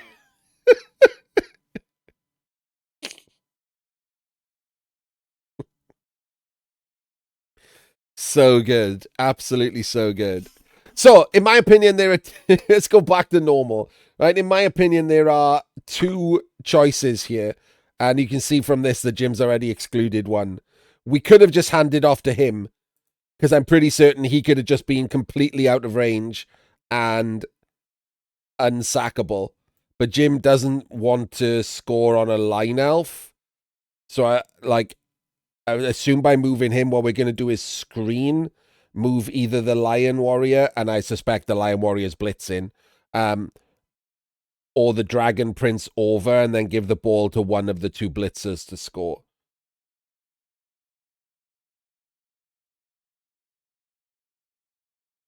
Yes, the elves scatter caught the ball after all of that as well. Oh, okay.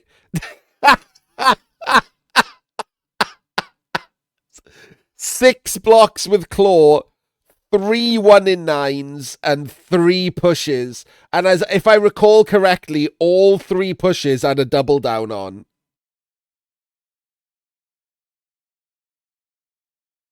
Which is pretty fantastic.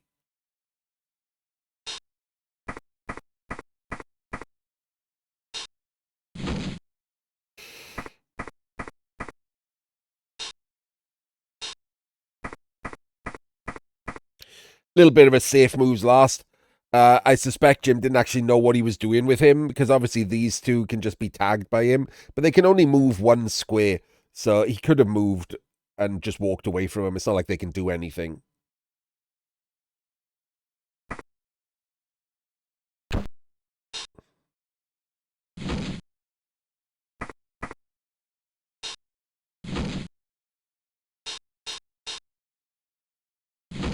A little weird, that one. Not certain what that's about. Probably should have just come over to there.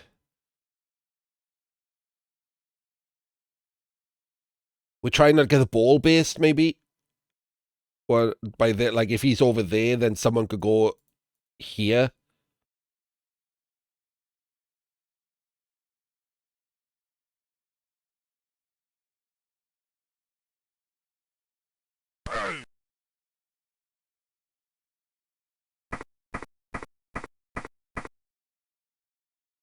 And we get the double screen in place, so no one can base the ball now.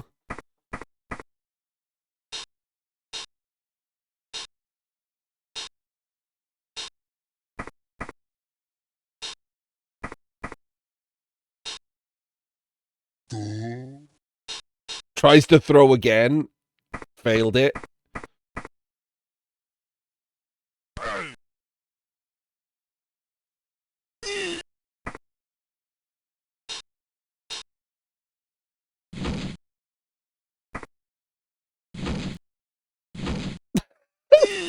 I mean, he tried.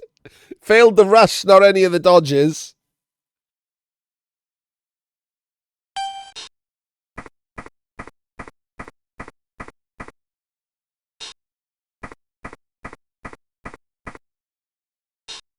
I would probably have blitzed from that square to push backwards. I don't know what difference it makes. It's just natural for me to think that like the blitz backwards is better.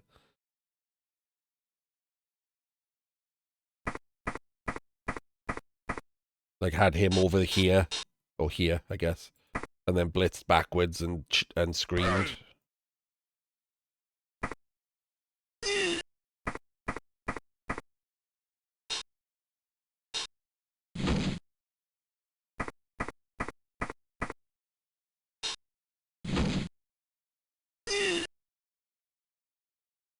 Not great on the dodges either. Probably a little more than 1 in 6.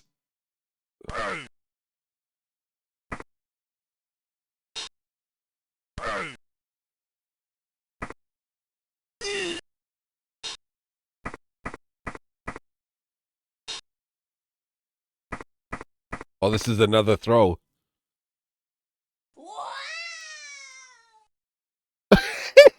landed. Landed perfectly fine in 2 tackle zones.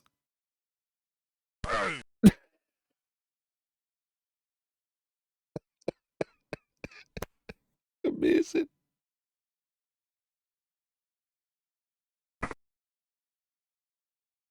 He's steady footing. Holy cow. I just realized he rolled a 6 for the landing, double 6s for the block, steady footing 6, and then rolled a 6 for the dodge.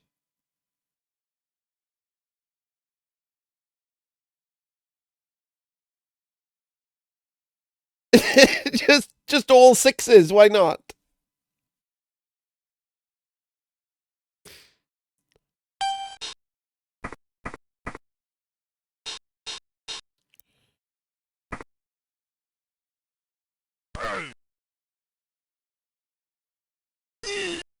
Imagine thinking you could hurt a goblin.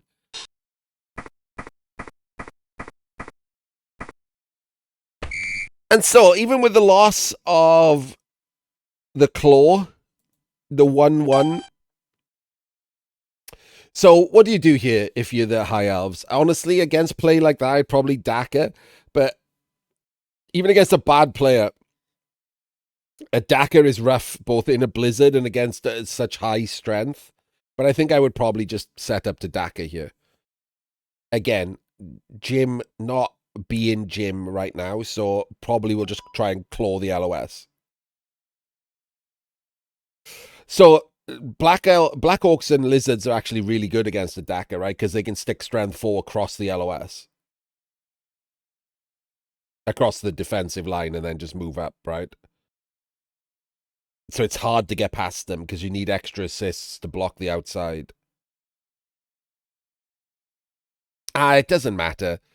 Because what's your alternative, Mudara? Like, the alternative to a Daka is to do-si-do or to fight. Or to quick score. Those are really the 4 choices you've got. Do-si-doing requires more dodges than a Daka. Fighting, Jim's got the problem that he's only got 1 claw and they're all strength 4. A quick score opens him up to a very easy draw. So, of the 4 choices, I think the Daka's just the best.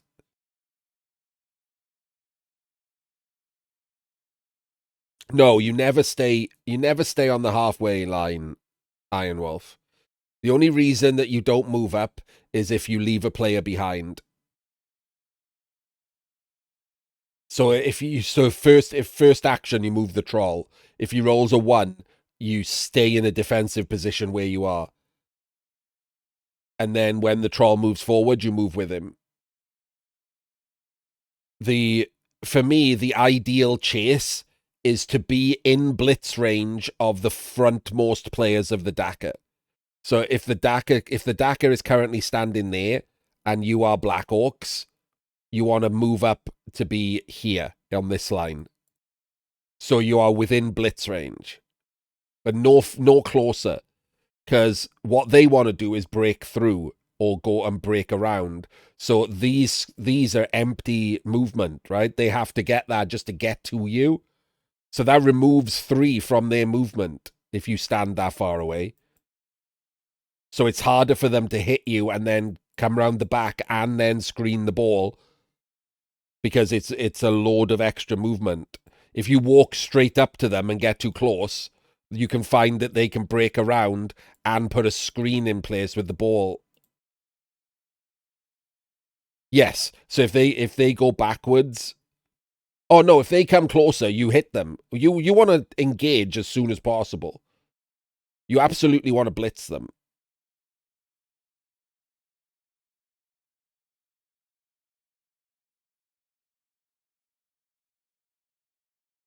With the Black Orcs, what I tend to do is have a Black Orc here, a Black Orc here. If they haven't got any Frenzy, you don't even need to do that. You can have a Black Orc here and a Goblin there. Hang on, let me get rid of this. You can have a Black Orc on the outside and a Goblin next to him.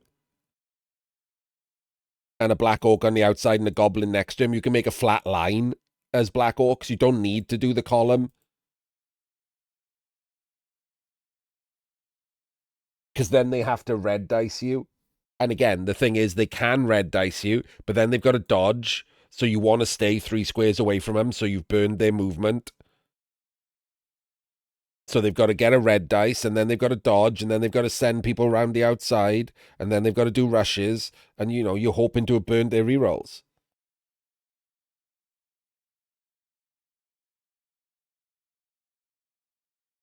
If you don't put the goblins next to him and you put the goblin behind, this guy at the front can get 2 diced easily.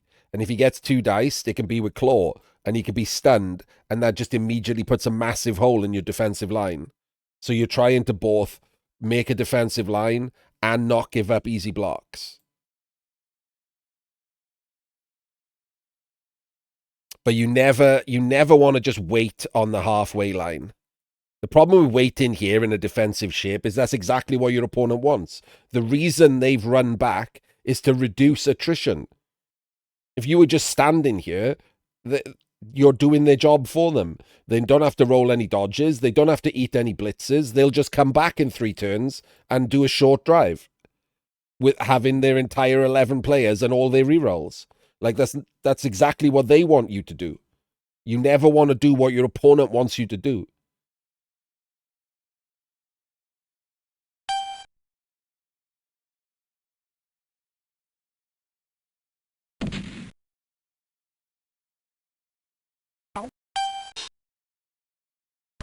Claw! Is that 7 out of 7? It's either 6 or 7. It might be 7 out of 7. And again, we're doing the same thing. And again, like I said, this is not Jim playing a Jim. If this was for money, Jim, I don't believe Jim would play like this. This is Jim not really caring too much. I wouldn't take these extra blocks. I just wouldn't do it. Because you're going to end up in a flat shape, and it's the worst shape possible against an overstrength team.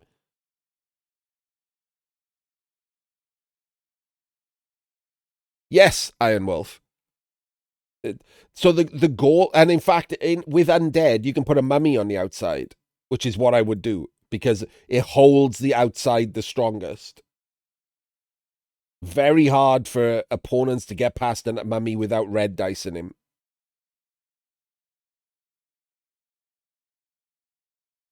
So the mummies hold the outside. And everything else just walks up in a line in the middle. Again, you can either do columns, split columns in the middle with the mummies on the outside and someone next to him, like so, to stop a 2 dice block, force in the red dice. And then, you have your safety back a couple behind the middle. Like, that's the shape I would make. The goal is always to make it the most difficult for them to both break through and send the ball and the defense of the ball past once they broken through. They've got to do all of that at the same time. If you can maintain your defensive shape. And if they just exchange some blitzes on like turn 3 and 4, well, your goal is to put your defensive shape back together. So if they blitz and knock down whoever's here, your goal is to be able to clear whoever's basing him, stand back up, and have the same shape. Which sometimes means these columns in the middle have to move back. But as long as you maintain your defensive shape and stop them from being able to push past you, it makes the Dakar a lot harder.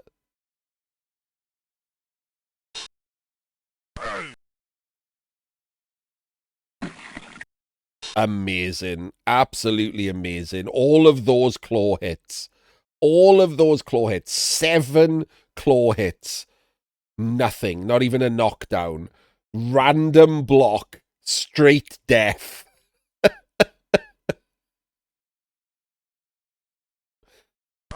Incredible. Wait, who's picking the ball up? Oh. And there's the problem. Again, this is like just Jim's unthinking play. These two should have moved. One of these should have moved before taking this block if you're not going to re-roll the block, and why would you re-roll the block? But they should have moved. Or we should have gone for the pickup already. If we're not going to re-roll the 1 in 9, we are going to re-roll the 1 in 6 because of where the ball is. Like, you can't not re-roll the pickup here because it could bounce through your line or just go on your line and get sacked. So that's a 1 in 36, and if you're not re-rolling the block, that's a 1 in 9. No, Madara, not even close. So there are rules in place for concedes in box. They are allowed. Just to be clear, they're not banned or anything. They are allowed. But two things are in place. One, you can't just concede on a whim. Like, if your opponent can complain that you conceded, and an admin will look at it to see if it was a justifiable concede. And if it wasn't, an admin will have a word with you about not doing that. And two, you can only concede at the start of your turn, the same as the rules. You cannot concede randomly in the middle of a turn or in your opponent's turn. You can only concede before doing anything at the start of your own turn, which is the rules of Blood Bowl. So they're in place. Unlike Blood Bowl 3, they're in place.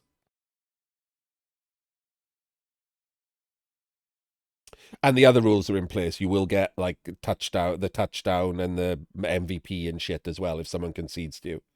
It just doesn't happen very often. I would say not because of any kind of attitude change, but because of the format.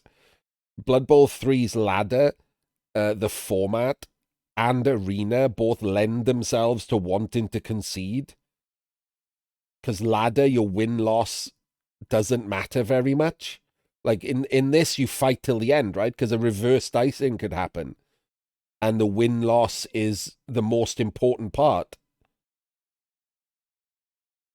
In ladder, your win-loss is irrelevant. You can just play another few games. You can play infinite games.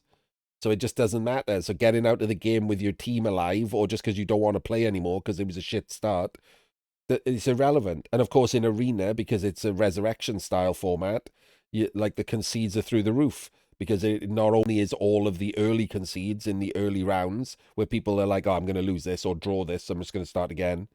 But it also includes all of the like turn 14 concedes to just not bother playing the last 3 turns because the game's already over. None of those apply in box and BBT. Like I've conceded maybe half a dozen times in 400 games.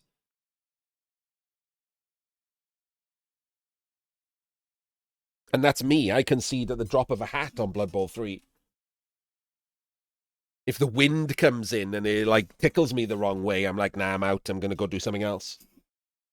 But in box, I've hardly ever conceded.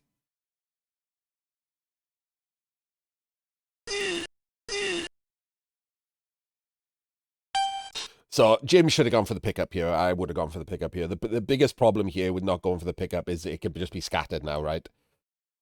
And it goes anyway. The scatter is now a complete and utter disaster, like waiting to happen.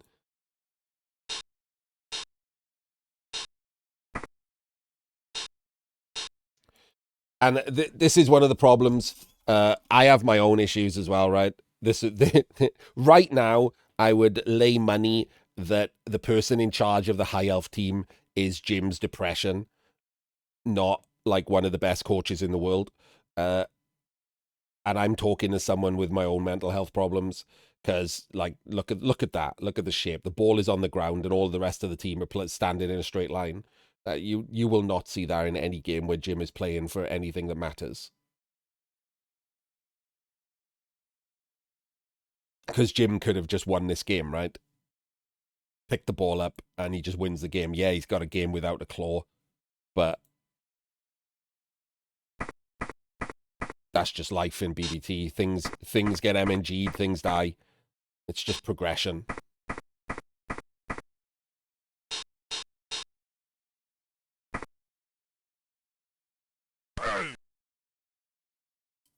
So we get the POW.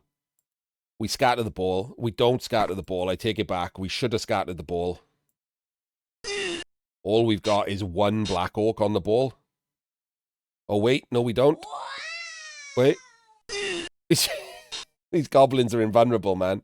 Throws another goblin. He's completely fine, even though he's landed in 2 tackle zones. So failed the thing and then just stood up. He's fine. Crazy. Good lord. To remind you, it's still a blizzard. We'll have to check the rushes at the end of this game. And it's another double rush and a dodge. So this is a 1 dice. So that's a 2+. And then we need to pick the ball up. That's it. That's the only important things, right? We need to 1 dice and pick the ball up.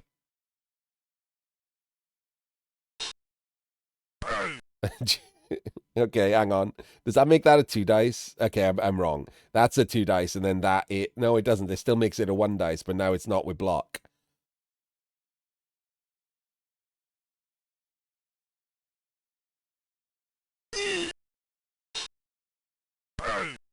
You thought that was a 2 dice? Okay. Well, that does explain that. It would have been easy to make it a 2 dice. We just needed to make that block first and then just dodge someone over to be an assist.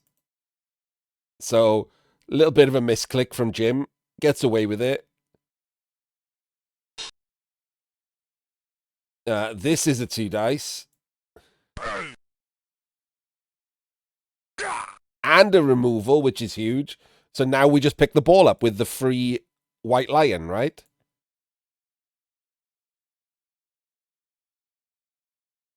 I don't remember what the... I believe so, Iron Wolf. I think it does say knocked down.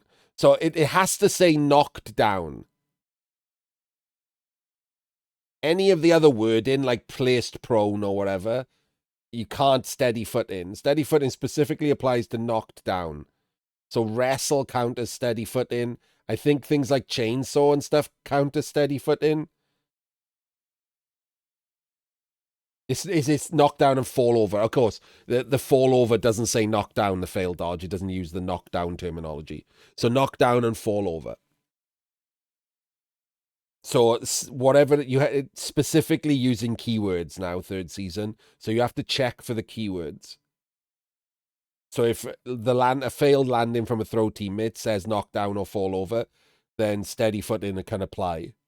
But if it says placed prone or some other wording, it doesn't.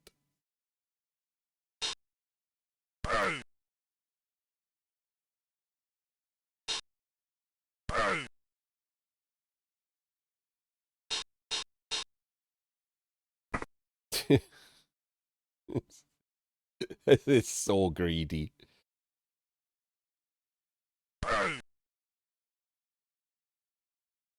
Good. Deserved. Stop rolling 1Ds. Okay. And right there is when you know Jim has actually given up, right? He doesn't re-roll that pickup. That re-rolling that pickup is probably a win. Like, it's almost, like, even with only 1 re-roll left, he's removed 2 Black Orcs. It's probably a win.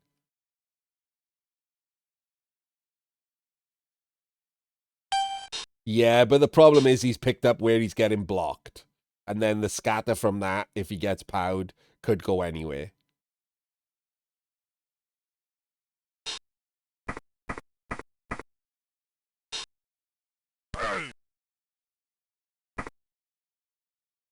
I hate that he put the Black Orc there, by the way. That's where he should have blitzed from, that angle, so he can knock him down in that square.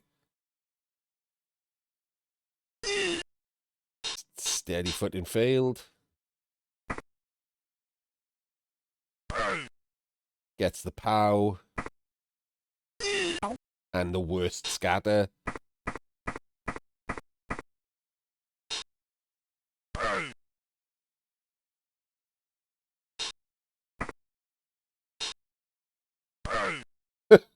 Why not? So how do you get out of this? First off, you block him with block, obviously. Push him out of the way. But we still have 2 other tackle zones on the ball, which is an issue. So there's another option. You can blitz from above and scatter the ball, which I'll be honest with you, I don't hate at all. It can hardly go in a worse place. Like anywhere else that he scatter catches is just as bad, right? It's terrible where it is. So I think I would probably do that. I would probably blitz and scatter the ball and see what happens next. Hopefully it goes north and we're all okay. We can still win the game. But however, I would be playing to win, whereas Jim is currently playing to go back to bed.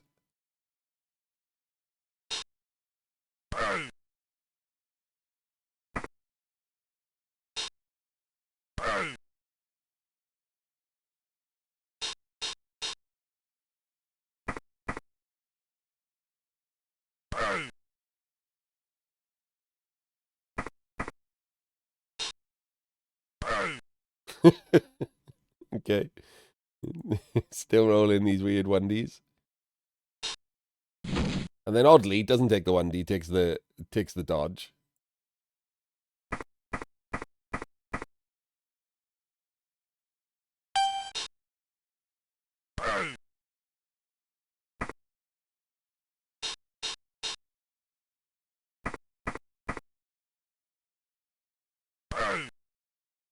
Gets the POW and steady footing. We definitely need a steady footing emote, right? Loses an elf. Gets a stun. It's looking worse now, isn't it? It's looking brutal. Again, we're just talking as if the person playing gave a shit. Like now it's just a standard pickup. And I don't know why he's not. So the pickup should be brought back here. And these 2 should have been the back of a cage. I don't know why the hell he's gone up there. Are we going to run off to the left? Even that doesn't help. I guess we have to make that dodge if we do.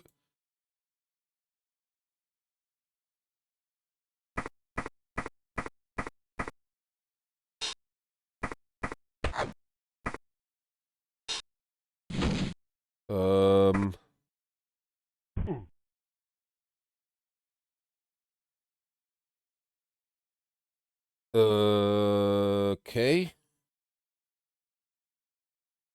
It's the best way to sack the ball here.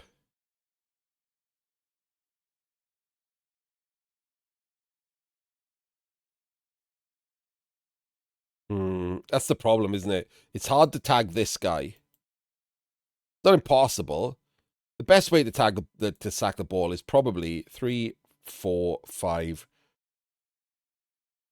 6, 7, 8. That's the best way, isn't it? 3 plus 2 plus 2 dice.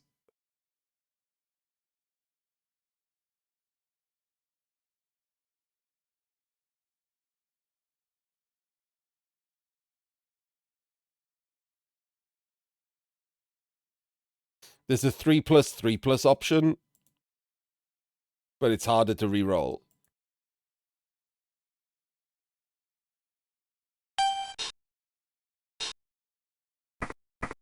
We're not doing that. We are doing that. And he skulls. And he doesn't re-roll it because it's faster to go back to bed.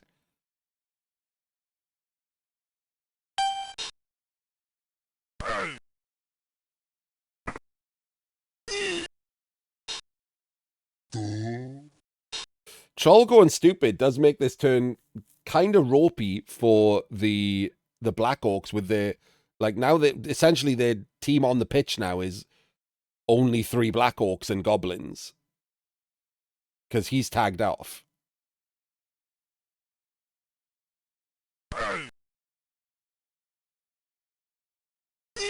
Doesn't steady foot in.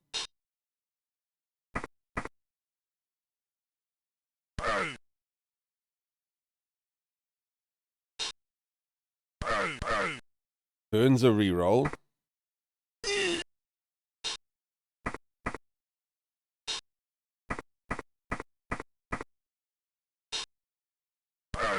I mean, okay.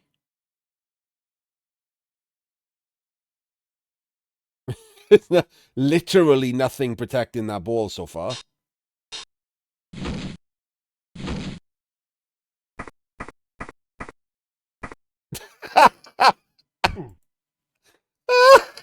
And then he tries to get himself sent off. Double dodge, blizzard rush, and then chucks a foul in at the end for another chance at not being there. Incredible. Like, actively incredible.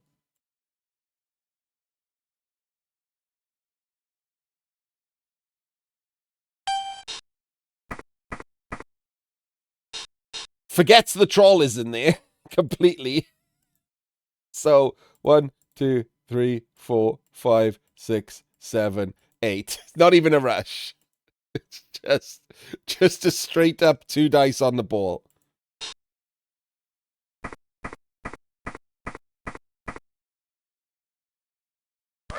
Gets the full pow. I mean, I think I would have pushed up. These guys haven't got much movement, so I probably would have pushed up there.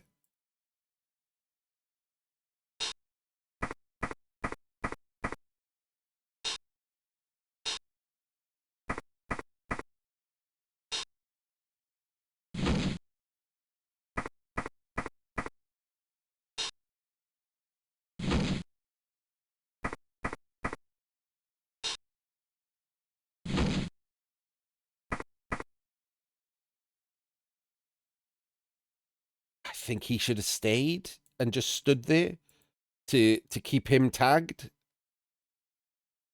Like, this guy's too far away to do anything. The troll is tagged. One of these can free the other. Having him tagged is important, I think. So I would have just stayed there. I think Jim has lost track of the fact that he's removed almost as many Black Orcs as they've removed High Elves.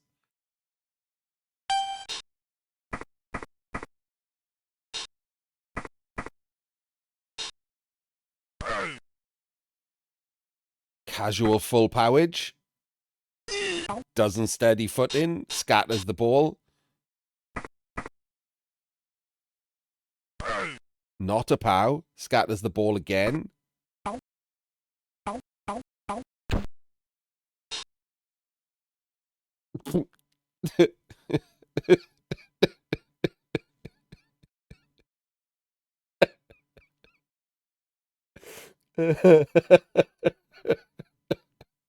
Well, that makes things slightly more difficult.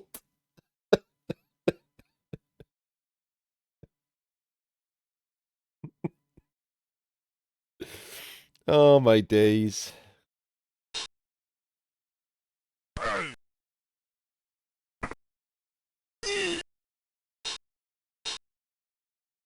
Like, all of these are active disasters. Like, this is 2+ is a disaster. A 1 in 9 is a disaster. This 1 dice is a disaster.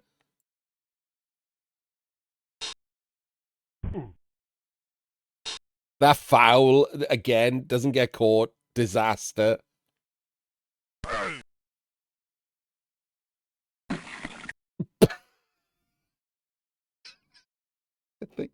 I think we might have seen the end of Jim playing High Elves.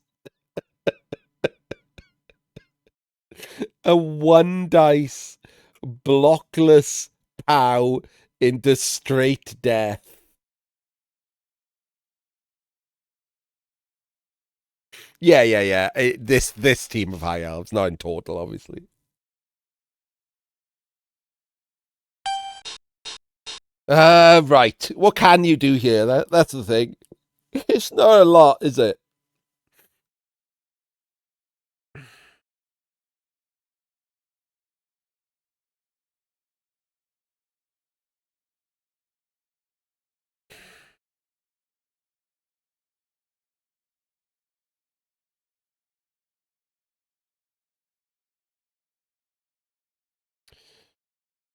So he was on the ground. Let's go back a bit. It's hard to...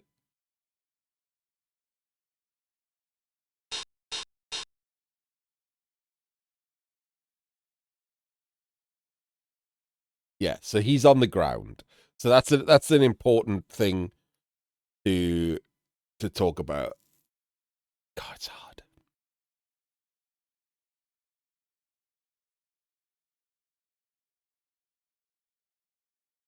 Is there anything better than just red dicing him straight away?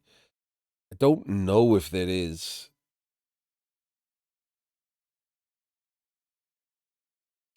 There's no way to create a chain because of the silly shape that they've ended up in.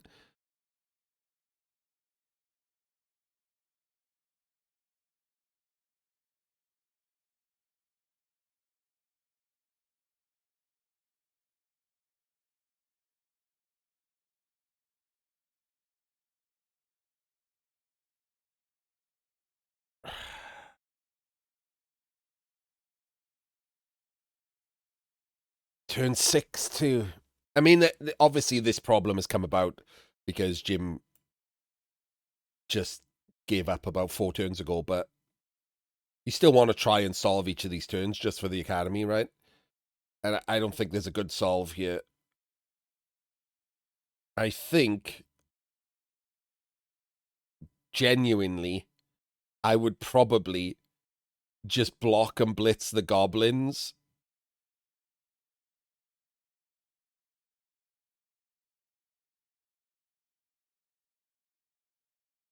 Block this one to tag him.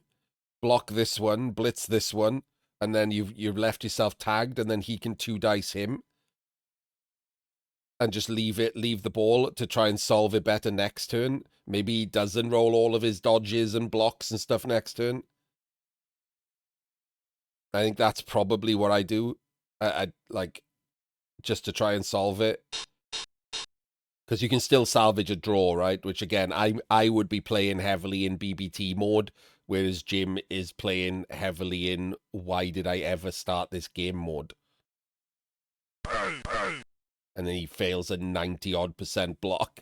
For anyone wondering, red dice with block on no block with a reroll, I think it's about 92% to be fine.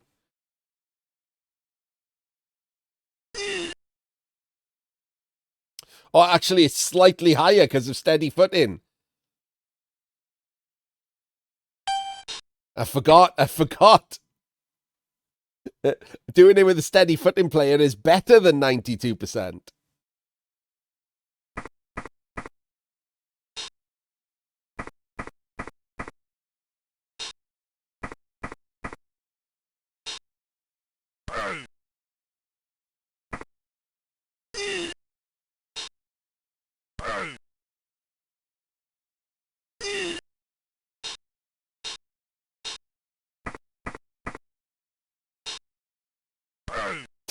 Oops, all pows.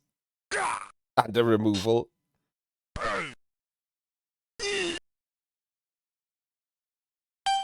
Okay, we can sack a ball here.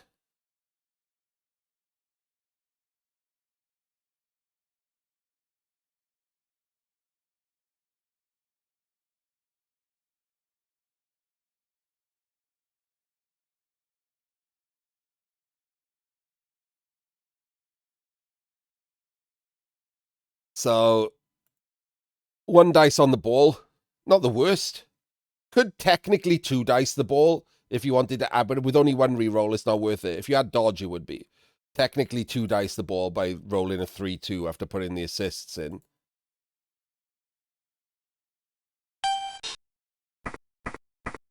So Jim presses end turn.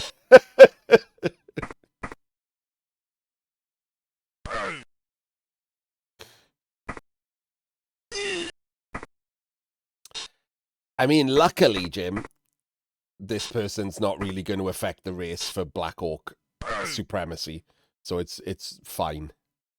Otherwise, we'd be side-eyeing you for messing with the contest.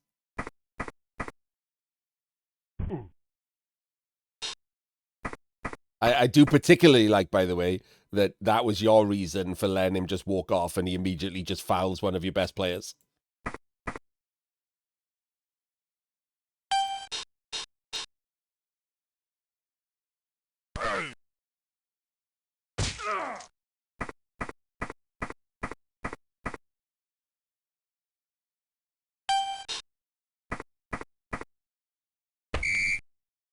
And there we go. I mean, I am of the opinion that if someone had paid Jim to do this run, he'd have won that game. He would have been sad in the next game, but he'd have been fine a couple of games later. But I don't police other people's mood, so we just watch the game. But that does mean that one of the best players is out of the high elf race. So we've got Jay Leave taking a loss and damage on his Old World Alliance. We've got Jim taking a loss and damage on his High Elves and probably never playing them again. Whereas at least Jay Leave will play the Old World Alliance again. So that's two big names in two of the big races gone in back-to-back really early, like in day 2 of a 120-day competition. So you just got to hope that you're not one of those people.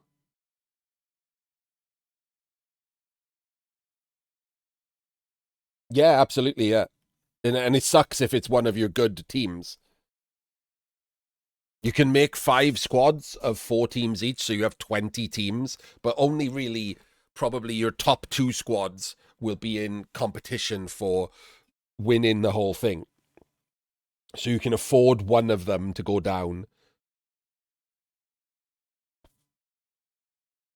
But if it happens to both of them, you're just having a sad. You can still play because you can still go for top of races and therefore enter yourself in the Steel Gauntlet. So it's not like you just dump everything, but yeah, it's very rough. It's very hard to keep a fun mood when that is happening. Oh, I should have a look at Jim's dice. Hang on.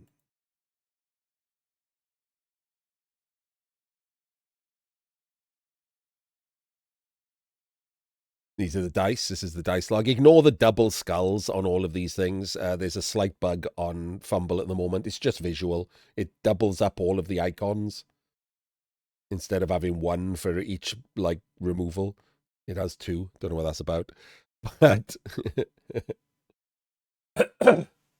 the high elves rolled 1 singular 2 all game, which is very strange. I'm not going to lie. On a d6 roll, 1 2. And their block dice were 33, 23, 21. That's not great, is it?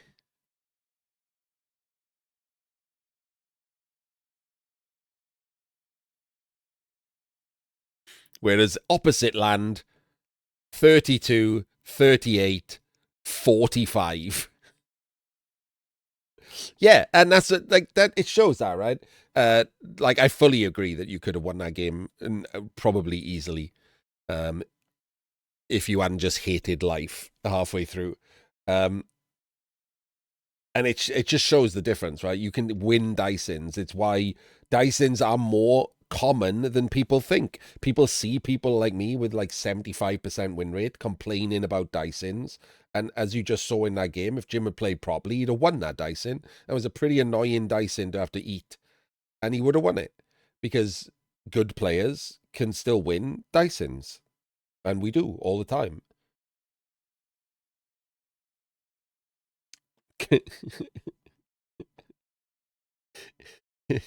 8 blizzard rushes. Just I don't even know if that dude knew there was a blizzard.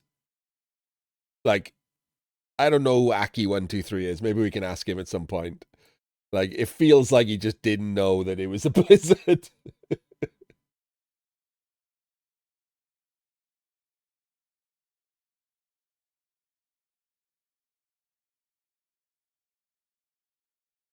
So I'm gonna do one more game. This video is going to end up being about 4 hours long, but that's okay. We'll tighten it up for future videos. I like these long form videos. People can put them on in the background, right? They don't have to keep changing the video or finding something else to watch. So we're gonna watch me.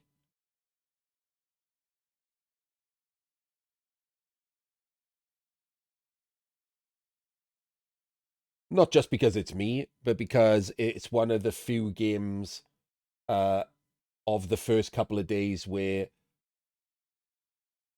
contenders for the crown played each other. So I spun my undead that had played one game and eaten a horrible dicing, a horrific dicing. So I started with a loss. And so this was make or break, right? If you lose 2 in a row, you're probably screwed. Unless you win the next 13 in a row, which is very difficult. Oh, I don't know what's going on here. Why is this stuck on loading icons? Have I got to... Have I got to do this again? I'll do this again. That hasn't happened before. And I spun into Nama, who, again, one of the best coaches on Fumbbl. Top Finnish coach. Absolute contender for... Oh, this is weird. This is just breaking every time. Is that normal? Maybe I'm not going to be able to do my game. Maybe I'll have to do it next week or something.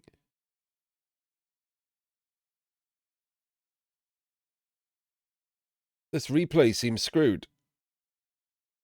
You think it's lagging? Okay, I'll wait a couple of minutes.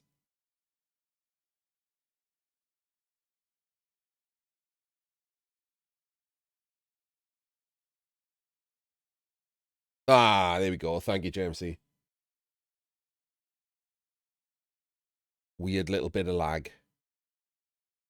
So I spin into Nama, and not only did I spin into Nama, I spun into Nama with Tomb Kings. Which is a rough matchup for Undead.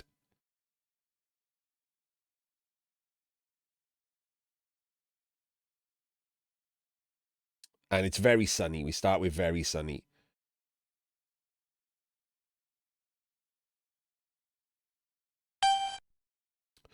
You get to see all the different colors of the pitch for the different things.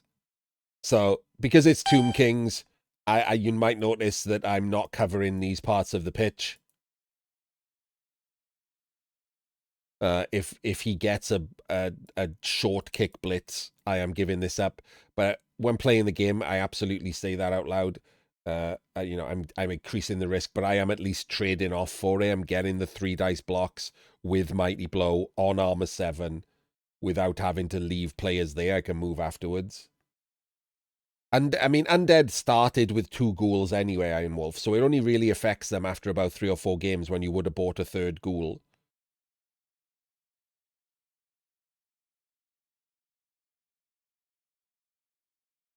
And then this happens immediately off the start. We get a pitch invasion. So I don't get to hit with my mummy, which is annoying as shit. I don't get to hit with my other white, which is annoying as shit. But it did take down one of his Tomb Kings, Tomb Guardians, and one of his actually his only thrower.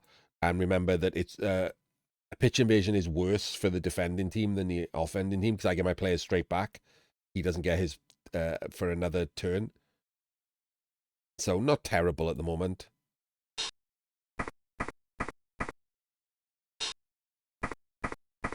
So we walk over, take a block. We follow because we're going to blitz him. We still want to get some hits on these guys. We get a stun at least. And you always have to protect the mummies. That's the problem. Because he has his own strength 5, you have to protect the mummies in this matchup, which is a real annoyance to have to constantly nanny mummies around the place.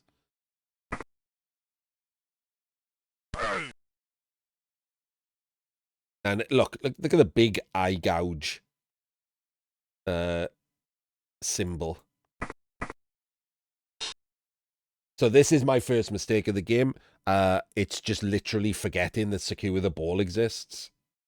I should have secured this ball, obviously. It's crazy to roll a 3+ pickup on the sideline when I can roll a 2 instead. It's not like he can surf me or anything. So I should have secured this ball. And I just, simple answer is I forgot it exists. I'll get used to it. And I'm not punished for that. And again, someone like Nama, that could be game losing. So I have to care about that.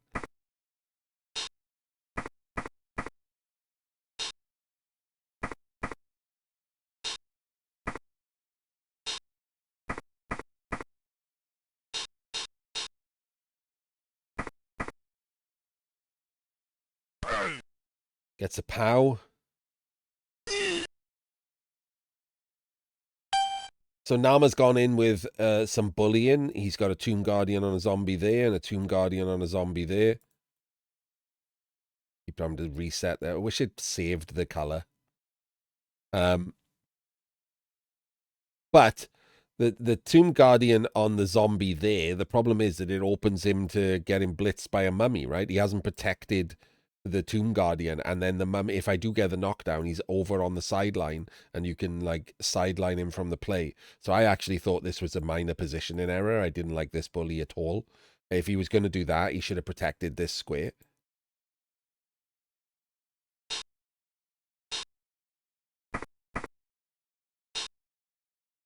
So we do safe moves first. We bring the ball up.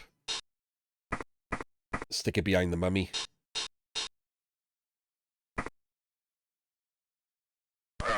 Get the POW. No armor break. And then I decide I'm going to go in. You might notice I paused because I had the movement. But so you might notice what I've done here is I've defended the square, right? I've defended the assist square. And I've tagged off the skeleton. So the only way he can get him up and blitz him now is if he does a 1 dice or if he sticks someone on the outside on the sideline. So we've tried to outposition him and get rid of these two players because they're going to be useless. If he stays there, he has the problem of getting surfed. If he stands up, he has the problem of getting surfed or blocked with a mummy. So this is what I mean by a positioning error. We've tried to take advantage of that slight error. If you play someone good and they make a slight error, jump on it.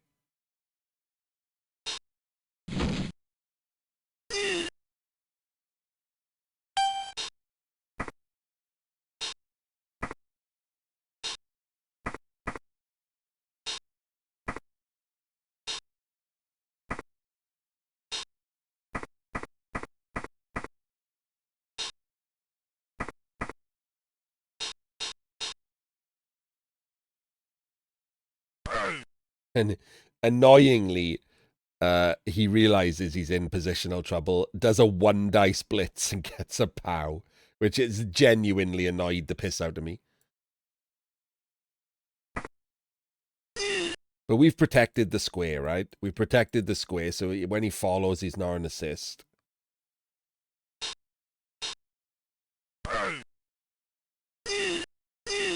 Stuns himself, so that's not too bad.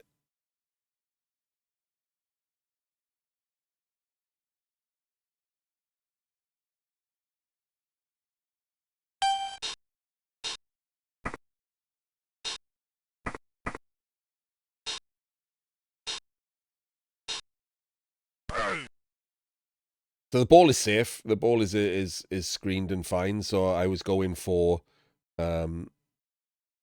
making sure that I can hit this guy and push him back. Like I said, I'm trying to take advantage of the fact that he's got these players jammed over there. I couldn't surf him. I did try and look for a way to possibly surf him, but I think it just gave up too much stuff. I had to base him so that I could have not stood up the mummy and chained upwards and then tried to, like, blitz. It was, I don't think it worked. If he hadn't 1 dice POW'd the mummy, I could have surfed him.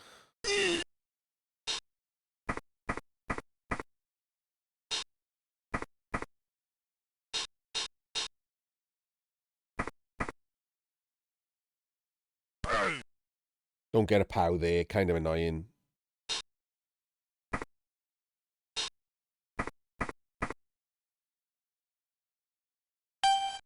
I changed my mind at the end about him. He stood where the mummy was, so that's fine. But I was going to leave him there. But what I was worried about was him just being tagged by him. Again, just having him tagged off on a Tomb Guardian kind of sucked. So in the end, I'm like, nah, I'll move him. I'll hide him. Keep forgetting how easy it is to get, like, tag bullied by a team like Tomb Guardians.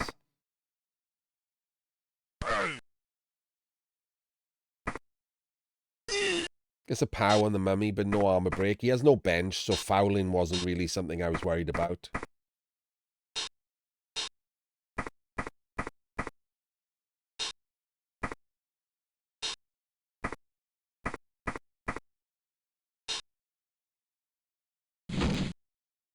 And again, this is pretty hilarious, isn't it?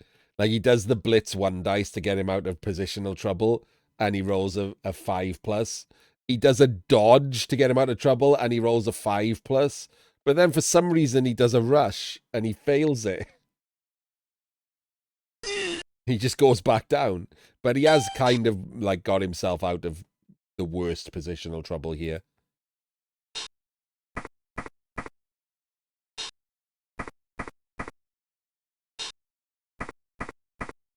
But we're going to switch it up on him. We're going to go over to this side. I'm not entirely certain this is a safe block. Like, technically, I think, like, because he can just go there, right? And if he pows, I can get hit with the Tomb Guardian. So I don't like this, but I'm not entirely certain what I'm going to do next. So I don't know if this was the correct ordering. Like, I don't think he's useful. He should have probably covered the ball and gone there.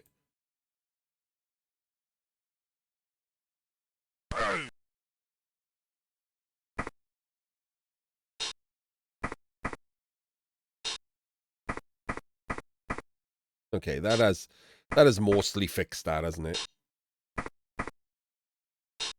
And we swap things around because he can dodge away if he's needed.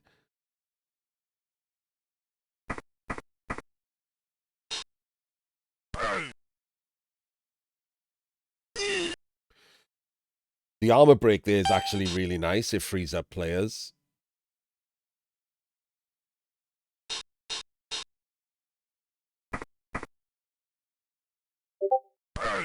Gets his POW.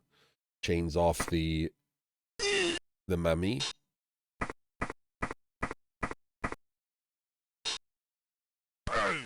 Makes that a 3 dice that would have, in fact, won in 9. So good. And gets a reward for it by removing my loner zombie.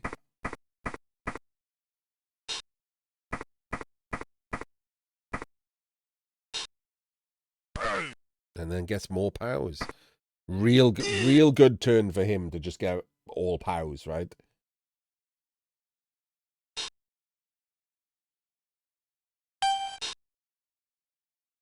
So it's getting on in the half. Against someone like Tomb Kings, you can give them a 2-turn, so scoring is just more important. You can even give them a 3-turn. They're just not very good at scoring, right? So it's seen as all of his strength is currently over here, except for this guy.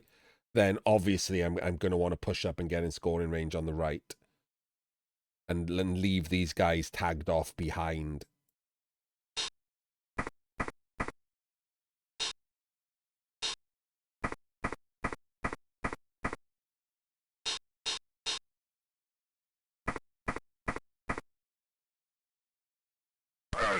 Get the POW, push him back, and then step up. We'll slot the ball in behind. I don't know why I waited till then to tag that guy. Like, genuinely, I don't know.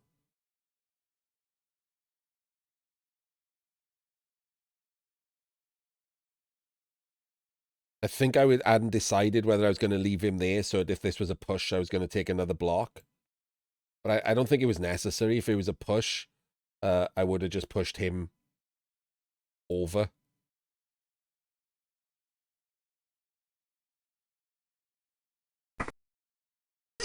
I've ignored him because he's too far away. And then we stuck the mummy in to base this skeleton, which is obviously important, and he's hard to clear.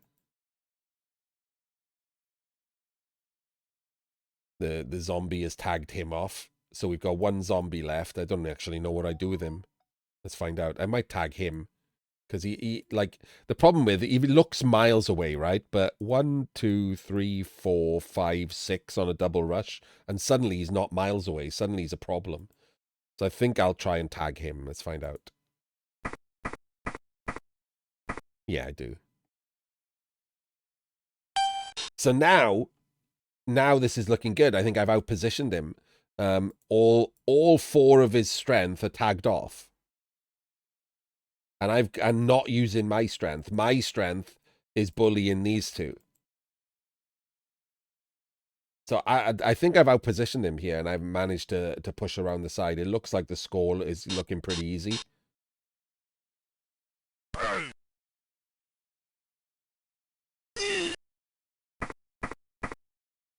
Does a rush.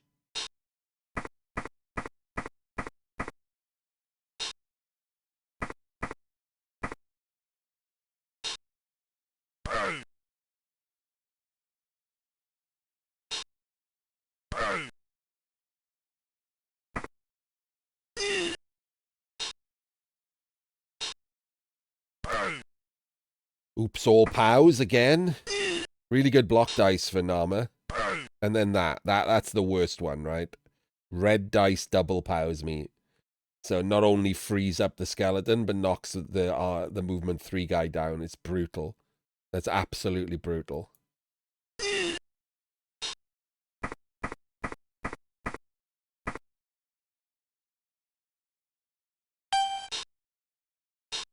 And to be honest, like, it screws me. Like that, like, I needed that to be able to clear players up or whatever. It absolutely screwed me, the red dice double pow. So suddenly what was an easy score is no longer an easy score. So we do a rush blitz to try and take down the guy that can come this way.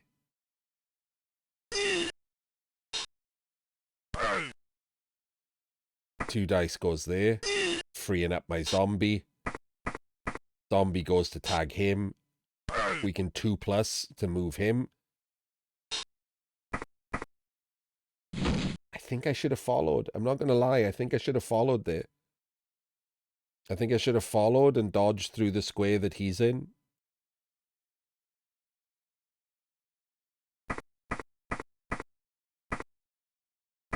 But we're looking at, I paused there to look at whether to score or not, right?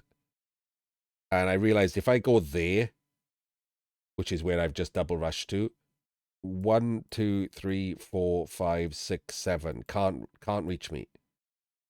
1, 2, 3, 4, 5, 6 can't reach me. So all I'm taking there is a blockless double rush 1 dice. If I stay there to stall and not give him a 3 turn. So I think the risk reward there leans on not scoring, because he still has 3 rerolls. Like, he still has all of his rerolls, his entire team. So to me, that was the most interesting thing. And then I immediately 1-in-9'd a dodge as well.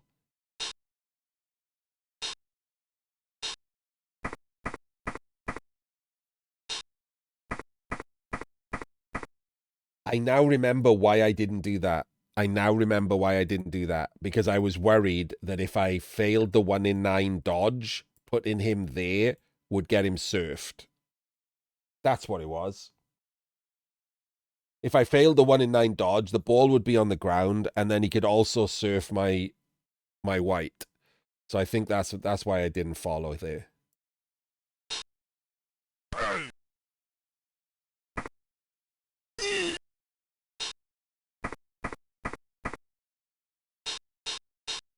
And here we go, double rush 1 dice.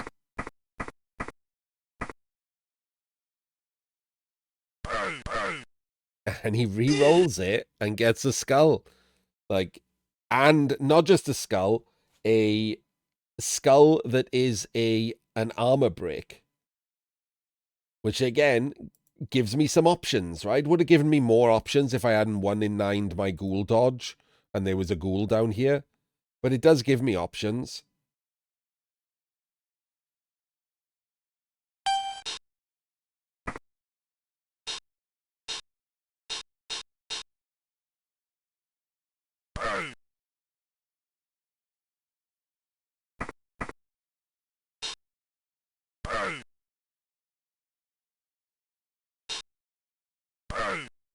No pows anyway, nothing. So we just score. Could have maybe thought about the stall if we got some pows and AV breaks or something. Might have risked a 1-in-9 dodge, but wasn't worth it. So This is my setup to stop a 2-turn. I got the mummies on the outside. Even though he has his own strength 5, a 1 dice blitz is not usually the way to go. And Tomb Kings can't do the put an assist there and then dodge through the gap thing because none of them can dodge. So this almost certainly guarantees he's going to have to go up the middle.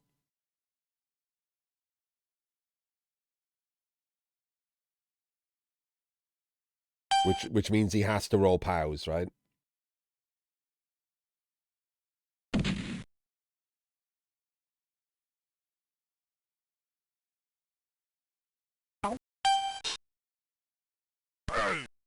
Like that.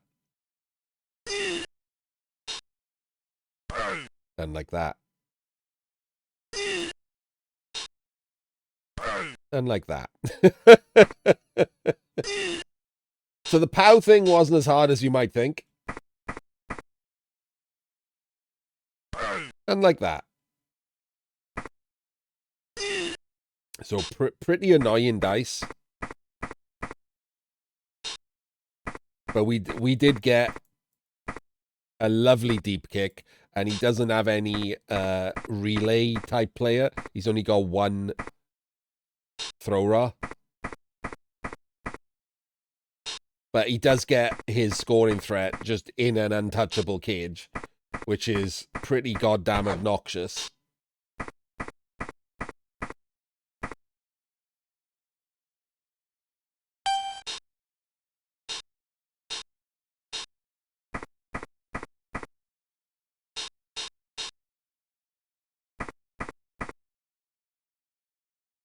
So you might be wondering why that's a 2 dice block. It's because I won the cheering fans on the kickoff, so I didn't need an assist. I get the invisible assist of the crowd for a turn. Doesn't help me. I don't roll a POW.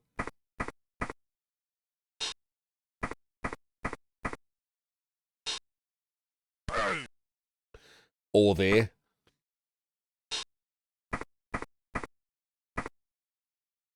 But I do get a mummy on the recipient.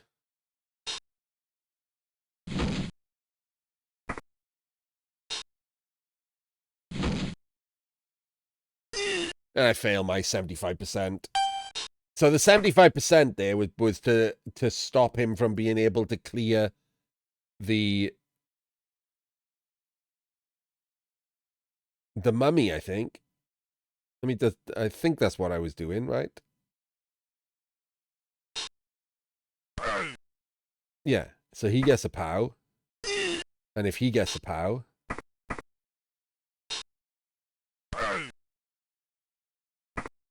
one. Can you clear the mummy? 1, 2, 3, 4, 5, 6. Yeah, you can clear the mummy. I think this was what I was trying to prevent with the 75% block. But he snakes a rush, so he doesn't even get to try this really long pass and whatever he was going to do after that. He just snakes a rush right there. So we win the drive, 1-0 going into the half. Against Tomb Kings, that is almost a guaranteed draw, right? It's basically a guaranteed draw. So now we're essentially playing to win. We're almost free rolling at this point. Like Tomb Kings scoring twice and even going for the win is unheard of, really. So this is great for us. Really, really tough spin. And so we're free rolling to turn a draw into a win here.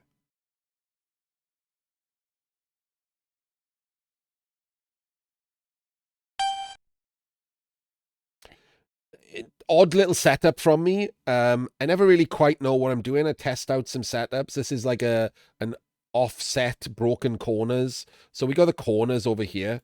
He hasn't got anything that really threatens the ghoul, so I don't mind the ghoul being exposed at the front. I don't really mind the ghoul being exposed there, to be honest. But it gives me some option that he has to cover the left-hand side in case there's a charge, because this ghoul can get down here. And it also gives me that he has to cover the right while putting his strength there. So I kind of like this. I don't know. I don't really have a name for it. Maybe the Big Dipper. Looks a bit like the Big Dipper.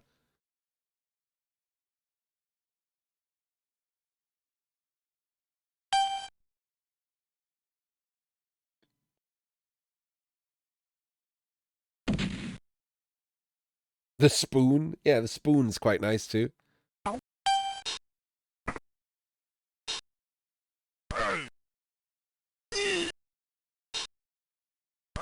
Cups and a spoon. Yeah, nice.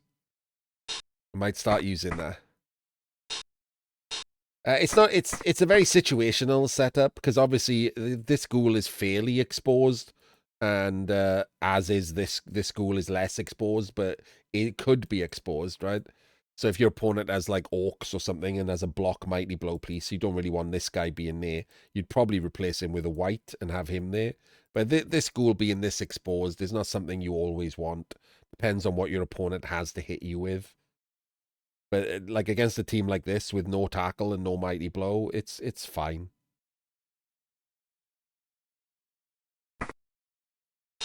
No, it could be your fast team too. Like it could be fine against elves. The problem with against elves is you're probably going to put the mummies on the LOS, so you're probably not going to bother with corners at the back.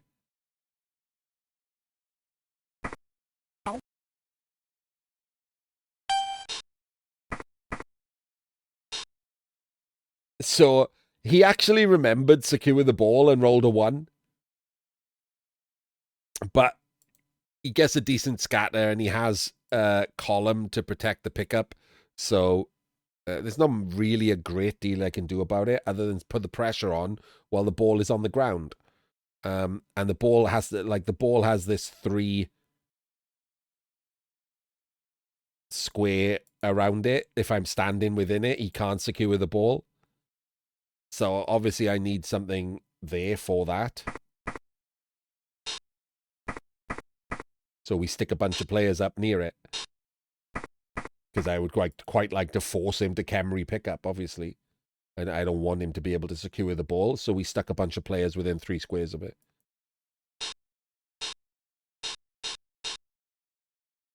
This is a rush blitz, and I haven't moved these players because I want to know what's going on.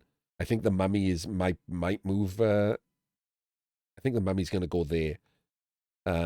But the reason I didn't move him, I think I said this on the stream, was because if I didn't use a reroll here, I would prefer the mummy to be there rather than here. So I would probably have done another rush. With the ball on the ground, I want to pressure him as much as possible. What I don't know is why I didn't move these guys. Let's find out what we're doing with them. Like, that feels wrong straight away. One of them needs to protect the square. And I guess I don't know which square I'm protecting because I don't know where he's going to end up. But the other two should have moved, I think. One of them should tag him, absolutely. So this was just lazy. You justify it to yourself by saying, well, I want to know if he's like knocked down or whatever. But it's not true. It's just lazy. You're just putting off the think until later in the turn. So this is just straight laziness.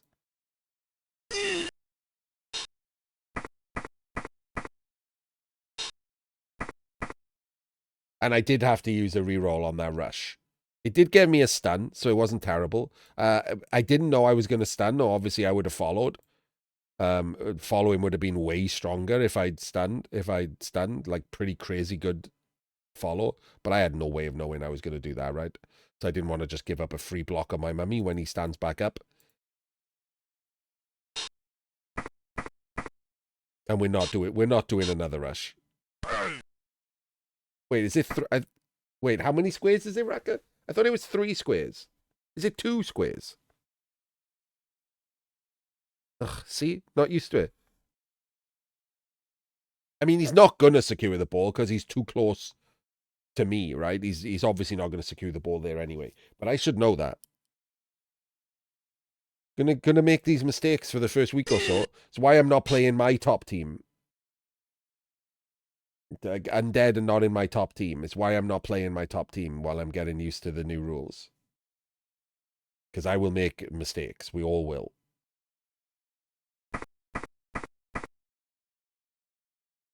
Well, I mean, some people might not, because some people have been playing like NAF for like tabletop for weeks. Some people might have put it dozens of games since they put the practice out. But those of us for whom are now just getting used to the third season will all make mistakes.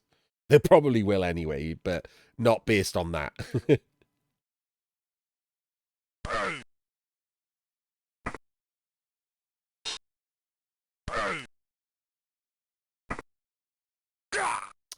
And he gets a removal.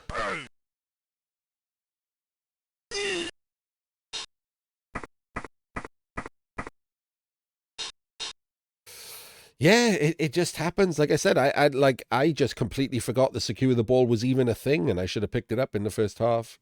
Luckily, I got away with it, but that was an 11% disaster. that bit is true, yeah, right. Because some people have had 5 years to get used to jump in and still screw it up.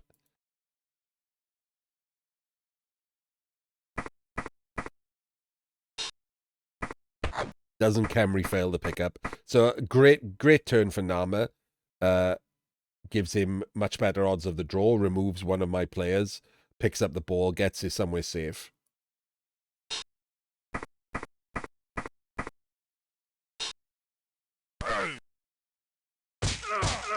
However, then takes a block, dub skulls, removes himself. So we get a double roll, by the way, now, whenever there's a regen. Like, you get the double noise. It's a bit weird. Shouldn't need to do it twice, but it does. I think the reason that it does that is because it was his own turn, which in the current rules means he could re-roll that regen. So it's asked him whether or not he wants to re-roll the regen. And when he said no, it's played the noise again. I think that's what's happening. Yes, by the way, under the current rules, you can re-roll regen rolls as long as they happen in your turn with team re-rolls. It's stupid. It'll probably be FAQ'd, but it's unambiguous. It is absolutely and utterly unambiguous. You can do it.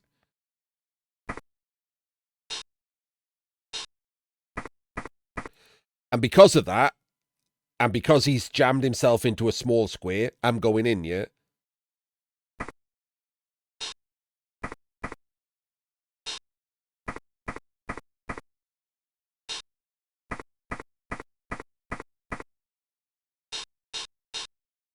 It should be how it's played on Tabletop, Raka.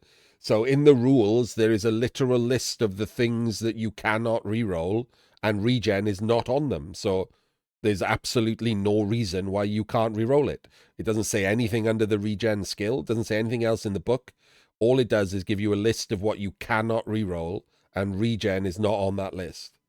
So as long as it's in your own turn, and therefore you are eligible to use a team re-roll, you can re-roll a regen.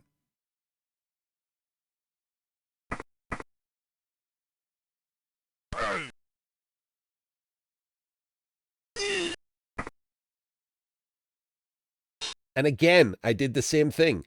I didn't follow because I was worried I would be basing a Tomb Guardian who could clear me. And I got the armor break, and then because I wanted to tag both of these and not be clearable by him, I did a rush, and I bloody failed the rush. So now I'm down to 1 reroll. But it is a much, much stronger position to tag both of these if he wasn't armor broken. Because these are 2 assists, right? And that's just a clear then, and it frees up both of these skeletons. So I didn't want that to happen. I really wanted to put the pressure on this turn. So now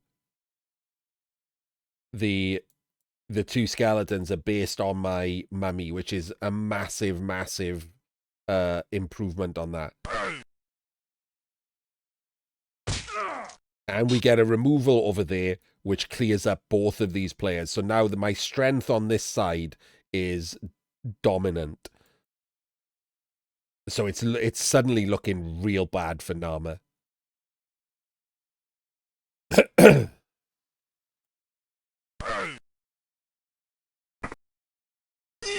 We get a stun there too.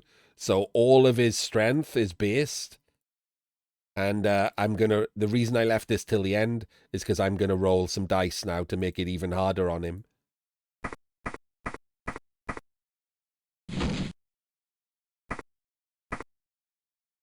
I wouldn't have re-rolled these because I only had one re-roll. I would have just eaten it. But it's so strong to try that I'm absolutely doing that. And look at that. That is a horrendous position he's in now.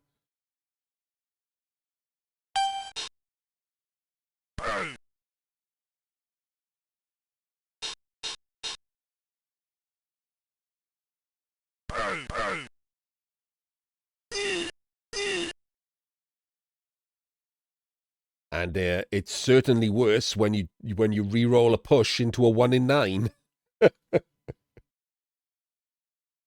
That seems pretty terrible.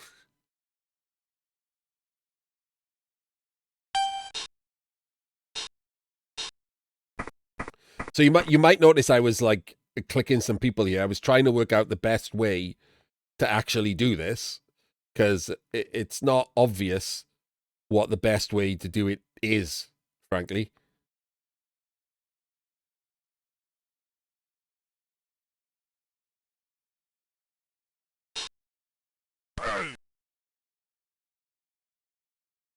So if that had been a POW, we could have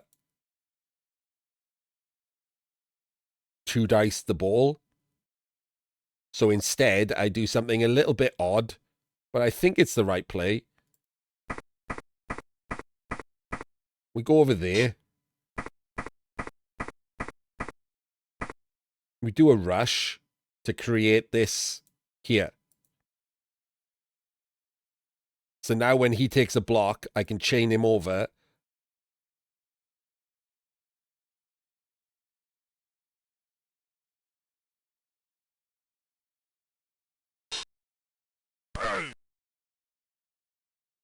And the mummy is an assist. So this is a 2-dice block, and it's out towards recovery. And obviously, if I don't get the POW there, I have the blitz still left. But it's towards my recovery. It's towards the open field rather than blitzing him from this angle that way and just having it land in a mess. So I quite like this solve. And it just does that, which is outrageously good. And off I pop with the ball. Game-winning turn. And then I take this block just because if he rolls a skull, doesn't matter. If he rolls a double down, doesn't matter. And on anything better pushes, I push the ghoul there to create my wall of players. Also, it's a lot of eye gouge on the pitch right now.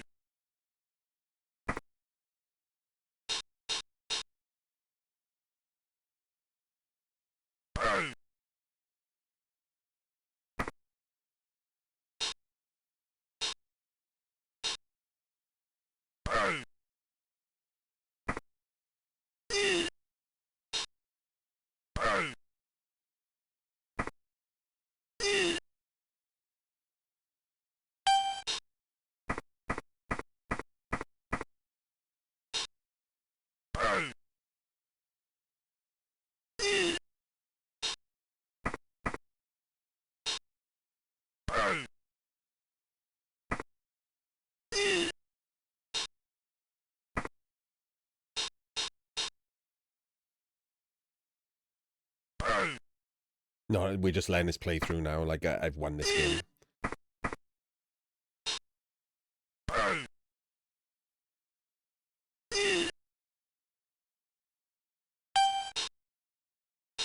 I can even put it on double speed.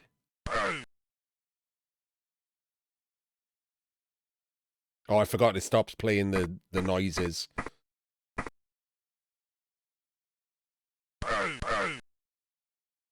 we didn't fear this too much, right? It needed a full POW, and then it needed a 4+ dodge, 2 rushes, and a 1 dice POW. And even then, the ball is on the ground down here with no recovery on his turn 5, right? We didn't care too much about that. It's not like we didn't know it was gonna be a possibility. We just didn't care.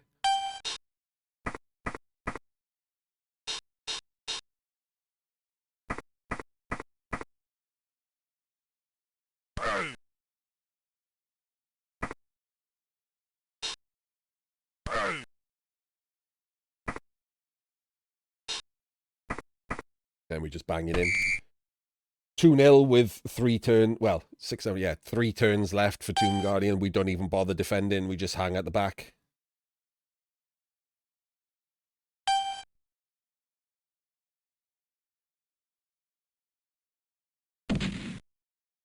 There's no fear here.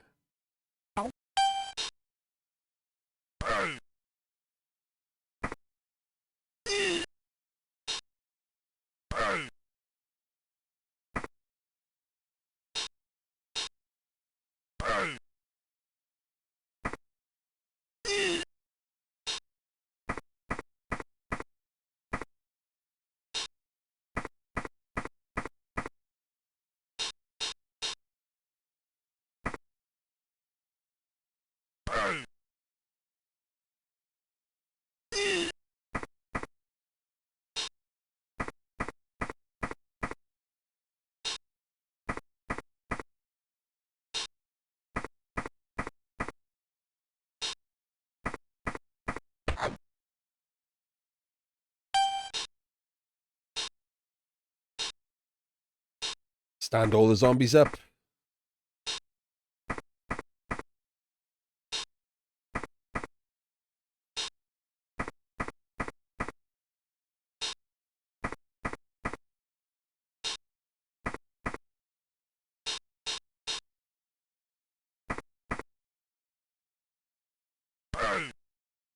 Gets me some POWs.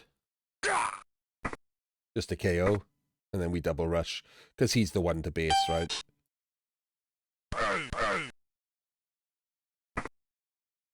Brawler doing a thing there.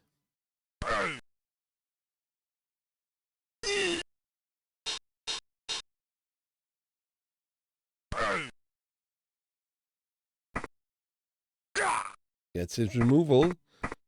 Tries to run up into scoring range. And then fails a rush. So that's the end of the game. We just get to take some blocks.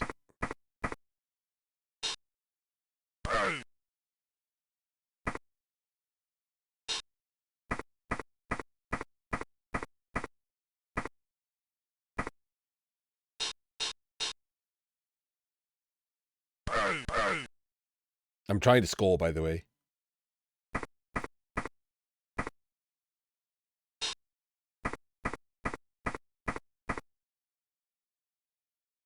So this means these can't do anything. This can't do anything. This can't do anything. So no one can clear this. So I'm in scoring range. So it gives me a shot of him rolling a skull or rolling some other dice that's a 1 in 9, and I get a chance at scoring again. So might as well give it a go, right?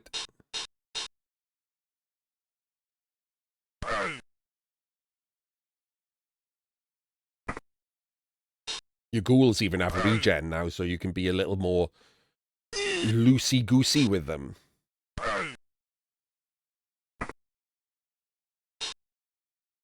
Like, if any of these were a 1 in 9, I get a shot at scoring.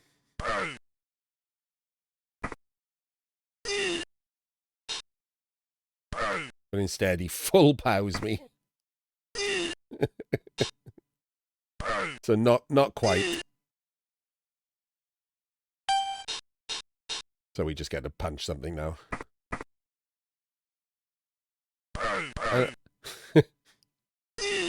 And I use my last reroll to try and get a knockdown, and it's just a thing. The reason I'm blitzing him, by the way, is because Nama is a threat, right? Nama is a threat to the overall stand-ins. So I would rather, instead of just getting a hit on a skeleton, I would rather do some damage to Nama so that his next game is worse. That's why I blitzed a Tomb Guardian. I would like his next games to be more difficult because I would like him out of the running.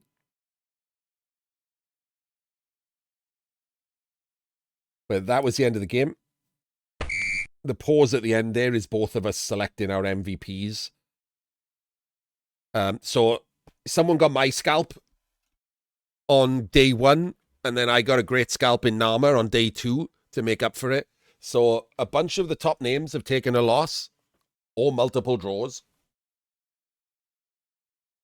And now that we've done the games, I will in fact have a quick nose at the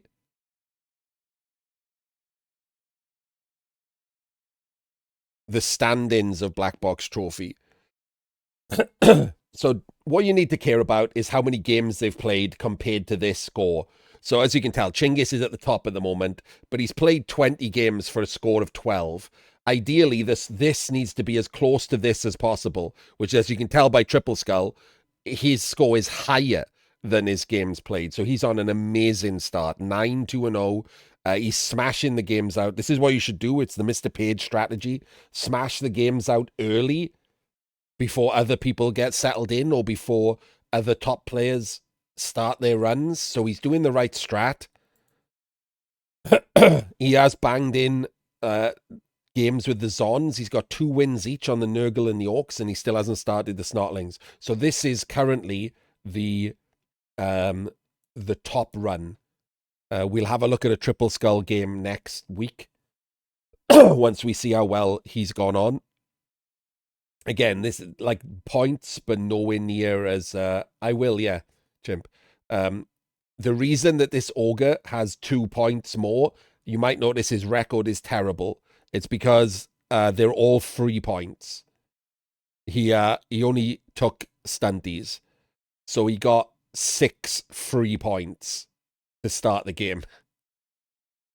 So ignore that this is higher. This is not a good run. Force unlocked, a banging run to start, 6-1-1, great run. His score is being boosted by the fact that he's currently top Nurgle and top Orcs. That will not stay unless he carries on with the run. But 4-0-0 with Orcs and 2-1-0 with Nurgle. However, he has taken 2 slightly lesser teams, in my opinion, in the rest of his squad. So Necro and Renegades will be harder to win with. Not a great start on Necro, and Renegades are just Renegades. As you can tell, he's already taken a loss. So that could be the issue for him. But a great start, 6-1-1. Anything like that is a good start. We have the top 2 PA guys, JMC with his million draws, and Dembeek with 5-2-2. Both good, solid runs. JMC apparently just did one of those draws to the Amazons on Triple Skull. Joseph, the Team Wales player, dropping in with 4-3-2. Perfectly reasonable. So what you're looking for depends on what level of player you are. So what you're looking for to win is a win rate of over 75%. You're probably not going to get a win in this competition if your win rate is under 75%. So if you're not capable of that in a run, in a short way, it doesn't have to be overall, it's just in a short, this format, you're probably not going to get the win. It's almost certainly going to be over 70% win rate. But there are other goals that you can get for yourself. The score, for a start. Every 5 you could consider a barrier. 60 plus is incredible, right? 60 plus is trophy winning score. 55 plus is normally 55 to 60 is normally where people fight it out for the win.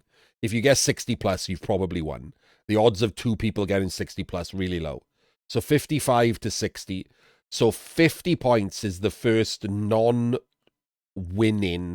barrier, like the top non-winning barrier. If you don't think you're in the run-in to win the whole thing, 50 points is the highest goal to not get the win. then you just drop off 5, right? You just 45 to 50 is a really good score. 40 to 45 is a good score. And then, so on down the thing. So you get your run in, and you see how you go, and then you try and beat it in the future. Because it doesn't really change much. Even when the rules change and the tiering changes, everyone else also has to put up with that. So it's the same, you're still in the same pool with the same players having the same rules applied to them. So next season, your score is still your, well, not even next season. You can, if you want to play a lot of games, you can just do another squad this season. You can easily make 2 good squads that are capable of competing with the current rules. So let's have a look at some other names that we're looking for. Spinball with 4-2-0. Spinball on the American national team. Sideshow Bob, a past BBT winner. Not a great start, 3-4-2, but one of his teams is dwarves, so that probably explains that. Who else have we got going on? Chris B coming over from Blood Bowl 3 Arena. 2-3-1, not a great start, but not terrible. I can see he's got Chaos, so that explains some of it. And he's got Imperial Nobility as well. Oh, 2-3-1 is literally his Chaos run, so fair enough. What team has he got here? Let's have a look. What did he go with? No big guy. Oh, no, there's a troll. Okay, so he went with the troll. I'm not a massive fan of the troll start. But, okay, Hatred Tree Man is not great. That guy got mullered by a tree at some point. And he has Fend, so I assume that's a random skill. I don't know why anyone's taking random skills.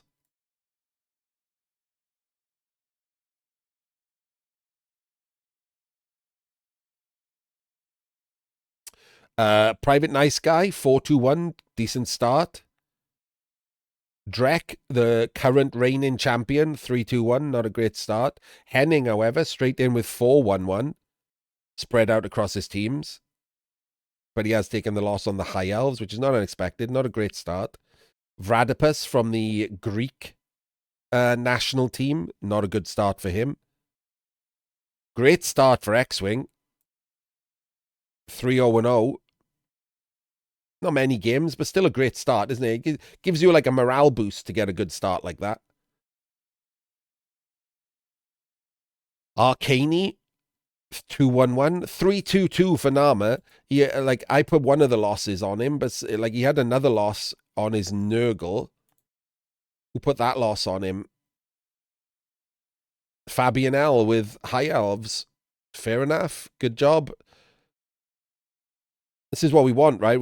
I mean, if you play in to win, like this is what you want to see. You want to see the other guys who are competing with you take losses to lesser players.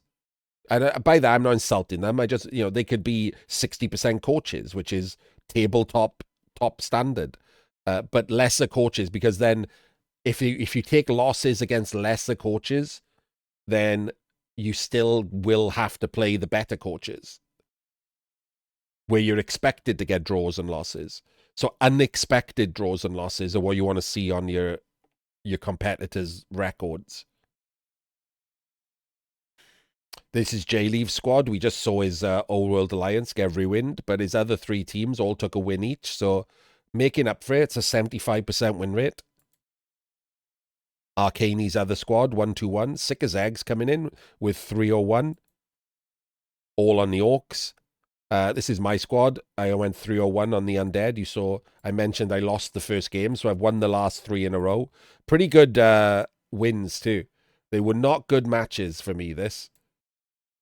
So we lost this first game, Tomb Kings. Look at my bad spins. Where are my Berts and Pro Elves? Tomb Kings, Orcs and an Undead Mirror. Awful spins. So great 3 wins. I was very happy with these 3 wins to make up for the dice in, the early first dice in, because that puts me back at a 75% win rate.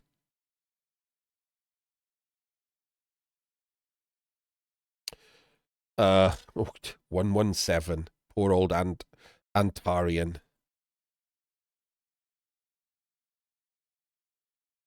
Good old Juggernaut. Martin Septim started his run, but he's already taken a loss and a draw, so that's good for the rest of us. Also one of these second-tier players that can do really well.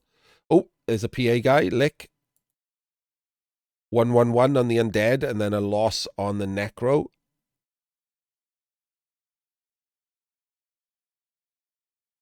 Java not started yet. Run bad in with 1 win, and somehow that makes him top rats. No one playing rats.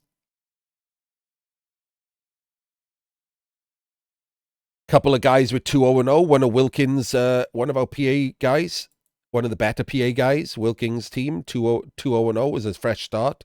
Snotlings and High Elves. Kind has started with not good wins. Not good for the Black Orcs, but a win on the Orcs.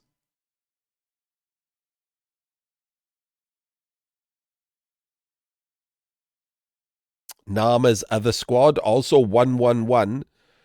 I mean, it's pretty good for the rest of us that Nama's having a bit of a bad start. Java's other squad not started yet. Another PA not started yet. Kind starting off with a one win. Better than the other squad. You might notice why some of these have not started yet and some people have played and got points. It's because they didn't use all of their points. Look, you can see here they've got 9-point squads, which means they get a free point to start. That's my other squad. I did bang in a game of Orcs just to try them out because I was bored. Luckily got the win over Wilking, in fact. Ajax played a couple of games. I'm counting this. Penguin Pirates. Bucky played a couple of games. Juiced, also one of the better players. 2 draws. Good for the rest of us. Yuri, one of the better players. 101. Good for the rest of us. Talon Bay from Team Scotland. Another kind squad. Beltronico. I'm just calling out people's names. Team Wales, Dementor. Team Island, Old Keat. What do you get a draw on? Nurgle. Full attempt as a squad, by the way. Look at this. Nurgle, Orcs, Snotlings, and High Elves. That's his tier 1 squad. Mike the Machine, great for the rest of us. Mike, one of the better players, gone 0-1-1 with Nurgle. People are finding that some of these teams that are dominating NAF just don't have good starts, right? High Elves don't start with dodge. None of the Nurgle teams start with block. You know, those can really hurt you. They just don't have good starts. Niaga, also with a bad start. Also good for the rest of us. Nut, not started yet. Beltronico's other squad's not started yet. Krista, by the way, made a squad. I don't know if he's going to play, but he made a squad. Clayfinity, a name you might... I'm not going to call him his real name. A name you might recognize from our World Cup coverage. Dentface, the 145 leader. Well, sort of. No offense to PC. Again, another squad by our reigning champion, Drek. Iravel in the PA. Hasn't started yet. Good representation of the PA. Another squad for Henning. Jim's real squad might sit there forever and just rot. We'll see. He has got 4 months to pull his head out of his ass. Another squad for Keat. Another squad for Lick. Another squad for Mike the Machine. So lots of people making squads. Surveillance, you also might recognize him from World Cup coverage. Spooky, one of the good second-tier players on over here. We've got 3 squads unplayed for GC representing the PA. My unplayed squad. I think this is my 3rd squad.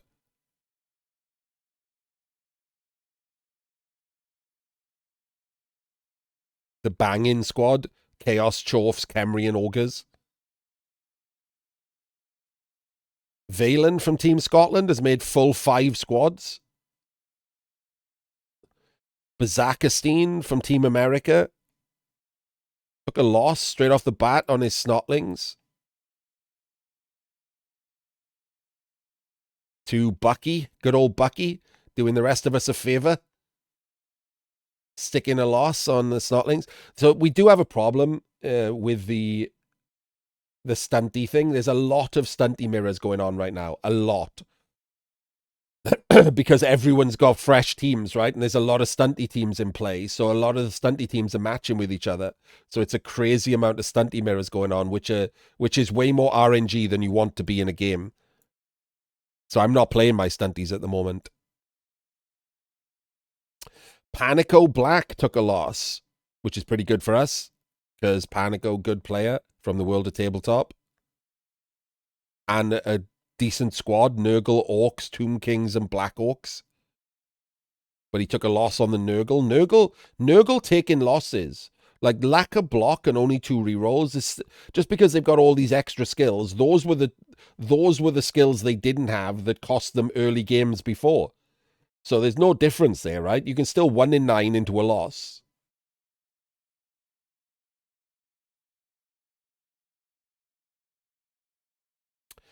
Beard taking a couple of losses down here. With his Black Orcs, to be fair.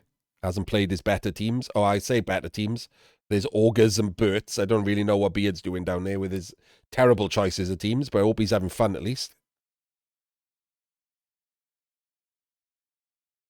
235 squads currently signed up. Almost 1,000 teams. That's pretty great. Hopefully we did a little bit of help in that. Hopefully. Even if we didn't, we tried, right?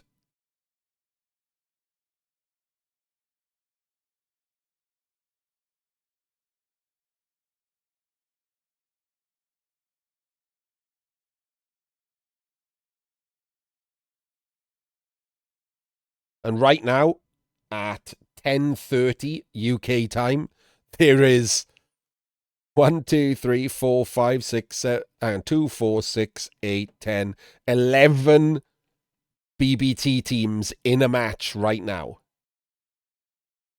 Like, that's pretty great.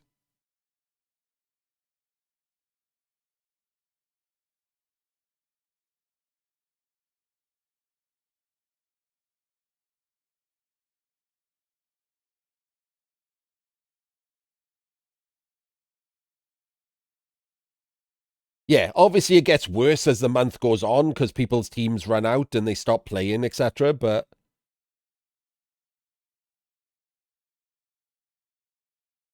like, it's pretty great. And also as people's TV separates out, right? Because it's so heavily TV matched with everyone starting 1K teams at the same time. It takes a little bit for those TVs to start stretching. So the pool for possible matches is the biggest ever in the first few weeks.